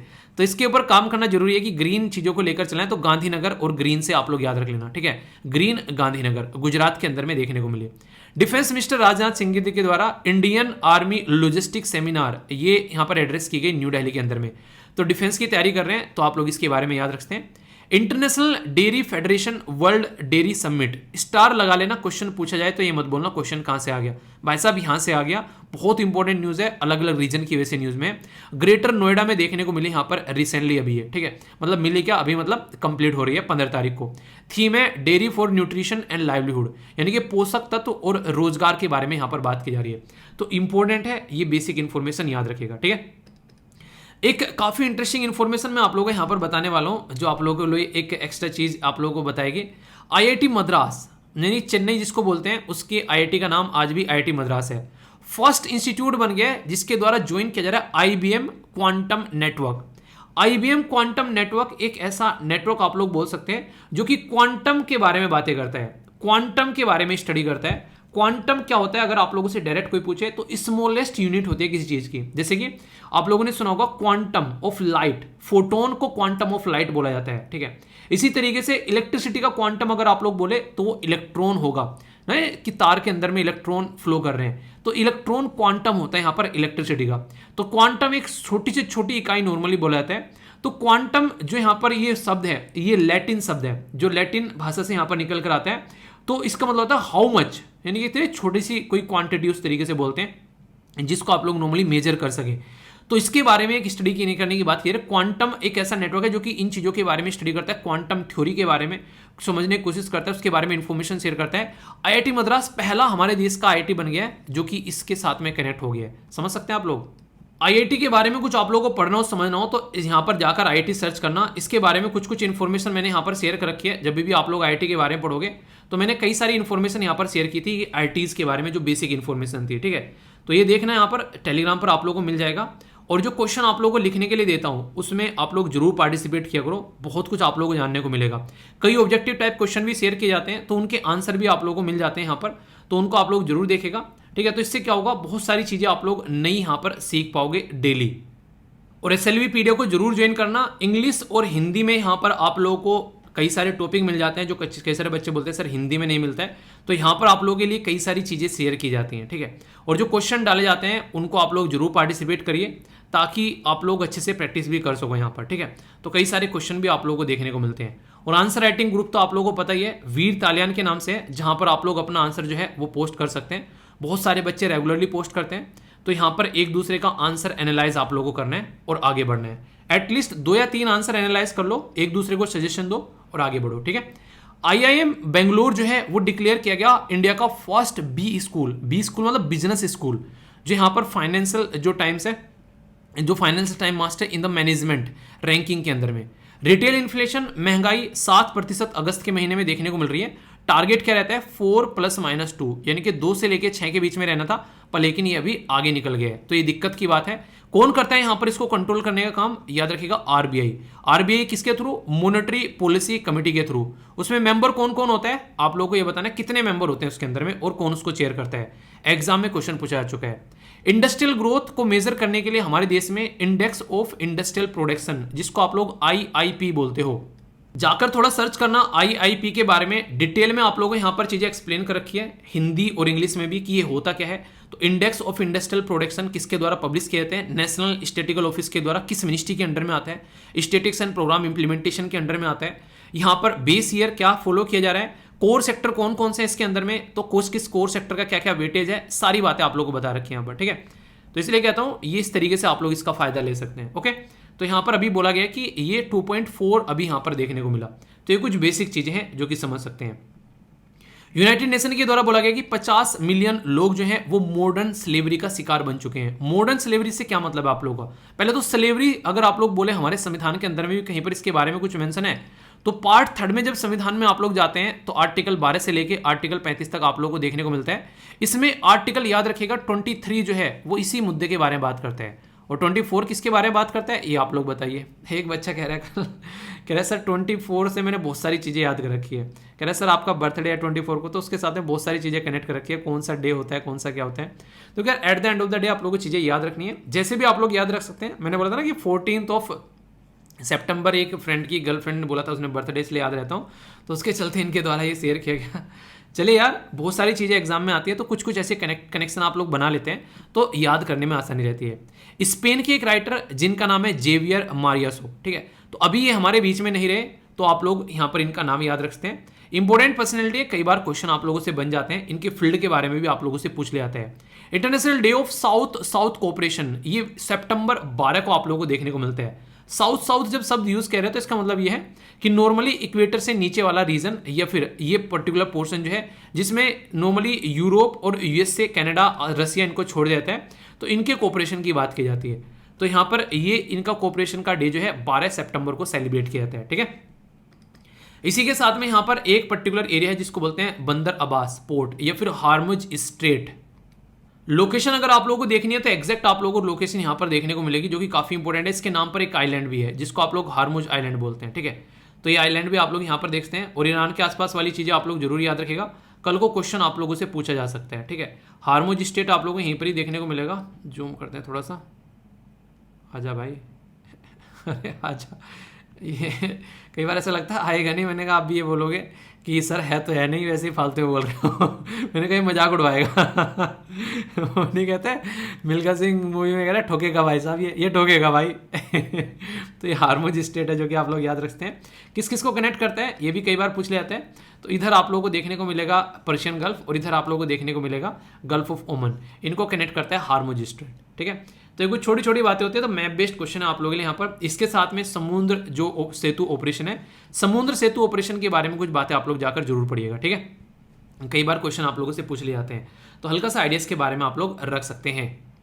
5 नए शब्द वोकैबुलरी के जो कि आप लोग की इंग्लिश को इंप्रूव करने का काम करेगा। लाइफ का पार्ट आप लोग इसको बना सकते हैं। इन शब्द को आप लोग यूज कर कर इनके ऊपर सेंटेंस फॉर्म कर कर ट्राई किया करो। गलत हो जा रहा है कोई दिक्कत नहीं है, फिर से बोलूंगा, माँ के पेट से कोई सीख के नहीं आता है। बात की जा रही है अर्न मार्क के बारे में, तो इसका मतलब होता है अनुदान, ठीक है। तो आप लोग बोल सकते हैं एक तरह फंड देना, कोई रिसोर्सेज। कैलिसस, ये कठोर आप लोग बोल सकते हैं, कुछ ऐसा जो कि एक तरीके से यानी इसके अंदर बोले कि दिल से कितना कठोर आदमी है ये, ठीक है, इसने यार ऐसा कैसे कर दिया, ठीक है। लाउड यानी कि प्रशंसा करना, किसी की बड़ाई करना। जैसे आप लोग देखते हैं अक्सर जो है माँ बाप बच्चों की बड़ाई करते रहते हैं, ताकि बच्चे जो हैं वो अपने काम को ढंग से परफॉर्म कर सकें, ठीक है। तो इस तरीके से कहते हैं ना कि लोग को अप्रिशिएट करना चाहिए, तो उससे इंसान जो है वो अच्छे से काम करता है। और एक शब्द है यहाँ पर जो बोलते हैं थ्रोन्ड, यानी कि भीड़, यानी कि क्राउड, ठीक है, बहुत सारी भीड़ इकट्ठा हो गई कहीं पर, मोब आप लोग जिसको बोलते हैं, ठीक है। इसी के साथ में ब्रंट यानी कि चोट लगना, इम्पैक्ट कहीं पर पड़ना, कोई शोक लगना, ये आप लोगों को यहाँ पर देखने को मिलेगा। बाकी आज के एसएलवी कमांडो मैंने आप लोगों को बता दिया, कई सारे हो गए एसएलवी कमांडो आज तो मतलब मैं खुद भी देख रहा था, मैंने कहा यार किस किस का जो नाम यहाँ पर लिया जाए, तो बहुत सारे बच्चों के द्वारा पार्टिसिपेट किया, दिल खुश कर दिया यार। इस तरीके से आंसर दिया करो, जिंदगी जीने में भी मजा आएगा आप लोगों को जब पार्टिसिपेट करोगे। और अपने दिन को एनालाइज जरूर किया करो आप लोग अच्छे से, ठीक है, ताकि आप लोग लंबे समय तक जो है वो चीज़ों को आप लोग याद रख सको। और पूरा लेक्चर कंप्लीट होने के बाद में लिखा करो कि क्या क्या चीज़ें आप लोगों ने आज जो है वो देखी है, ठीक है। तो इस तरीके से आप लोगों को चीज़ों को लेकर चलना है, ओके। बाकी यहाँ पर आज का जो कमेंट ऑफ द डे है ये आप लोग समझ सकते हैं। एक बच्चे के द्वारा ये भी पूछा गया कि सर आप जो ये स्लाइड वगैरह एक तरीके से बनाते हैं, मुझे स्लाइड बनानी सीखनी है, ठीक है। तो यार देखो यूट्यूब पर बहुत सारे आप लोगों को वीडियो मिल जाएंगी कि कैसे पीपीटी तैयार करनी होती है, ठीक है। तो उनको आप लोग सीख सकते हैं, क्योंकि ये ऐसा नहीं है कि आप लोगों को सीखा नहीं जा सकता, क्योंकि मैंने भी टाइम टू टाइम सीखे हैं, पहले इतनी अच्छे से नहीं बन पाती थी। स्टार्टिंग वाला मेरा फर्स्ट लेक्चर अगर आप लोग देखोगे तो आप लोग देख पाओगे मैंने कैसी स्लाइड बनाई है, ठीक है। तो कहाँ से उठाऊँ आप लोगों को देखने को मिलेगा, मेरे से स्लाइड बनाना आता ही नहीं था। मैंने कॉपी में नोट्स बनाए, उनकी फोटो क्लिक कर कर कर आकर स्लाइड पर चिपका दी ऐसी हरकतें मैंने की थी स्टार्टिंग में, ठीक है। तो यहाँ पर एक जो एसएलवी फैमिली मेंबर है इनके द्वारा लिखा गया कि सर मैंने ट्राई किया था, काफ़ी टाइम लगता है। तो देख सकते हैं आप लोग, ये नोट्स आप लोगों के लिए तैयार किए जाते हैं यार। इसका बेसिक पर्पज ये रहता है कि इनको आप लोग अच्छे से एंजॉय कर सको, आप लोग इनको डाउनलोड करके लंबे समय तक अपने पास रख सको और इनसे रिविजन आसानी से कर सको। जब मैं आप लोगों के लिए यहाँ पर मेहनत कर ही रहा हूँ तो फिर आप लोग क्यों मेहनत करना चाह रहे हो, ठीक है। आप लोग चीज़ों को रिवाइज करने में मेहनत करो ना, जो जरूरी है वहाँ पर अपना एफर्ट आप लोगों को डालना है। तो ये चीज़ आप लोग हमेशा ध्यान रखिए, उन चीज़ों में आप लोग मेहनत करो जहाँ पर जरूरी है, ठीक है। तो ये थी एक बेसिक चीज़। बाकी यहाँ पर कुछ एमसीक्यू जो है आज के वो मैं आप लोगों को बता देता हूँ। इंडियन सिटी जिसके द्वारा होस्ट किया जा रहा है यहाँ पर national defence MSME conclave exhibition, तो गांधीनगर, बेंगलुरु, कोटा या फिर विशाखापट्टनम, बताइए क्या है सही आंसर यहाँ पर। तो याद रखिएगा ये है कोटा, राजस्थान के अंदर में, ठीक है। इसी के साथ में यहाँ पर बोला गया एक पर्सनैलिटी के बारे में जिसके द्वारा यूएस ओपन टेनिस टूर्नामेंट जीता गया सिंगल कैटेगरी में यहाँ पर। तो ये मैंने आप लोगों से डिस्कस भी किया था, कार्लोस एल्कराज, ठीक है। तो ये पर्टिकुलर पर्सनैलिटी है यहाँ पर। इसी के साथ में बोला गया कि which Indian arm force conducted the यहाँ पर ये पर्वत प्रहार, तो ये मैंने आप लोगों से डिस्कस किया था, तो कंफ्यूजन नहीं होना चाहिए। तो इंडियन आर्मी के द्वारा यहाँ पर कंडक्ट किया गया। International dairy federation world dairy summit, ये तो डिटेल में अभी डिस्कस किया मैंने। आंसर क्या है इसका नहीं बताऊंगा आंसर अभी डिस्कस किया यार, बिल्कुल हद हो जाती है फिर तो, ठीक है। इसी के साथ में यहाँ पर एक क्वेश्चन था ये सीसेट का, इसको पार्टिसिपेट जरूर करना। सॉल्यूशन जो है आप लोगों को रेगुलर मिल जाता है, इसका आंसर आप लोगों को देखने को मिलेगा 500 मीटर, ठीक है। तो ये डेली एक क्वेश्चन रहता है, आई होप कि आप लोग इसको अच्छे से पार्टिसिपेट कर रहे होंगे। रेगुलर आप लोग कोशिश करो, एक एक क्वेश्चन भी अगर कर रहे हो ना तो कम से कम एप्टीट्यूड वाला पोर्शन आप लोग सोचिए 365 दिन में आप लोग 365 क्वेश्चन कर चुके हो कम से कम, ठीक है। कुछ आप लोग थोड़ा सा खुद से करो, थोड़ा सा नहीं साथ ही हाथ बटाना, एक अकेला थक जाएगा मिलके बोझ उठाना। तो कुछ मैं करता हूँ यार, कुछ तुम करो, इसी तरीके की चीज़ें आगे बढ़ती रहती हैं।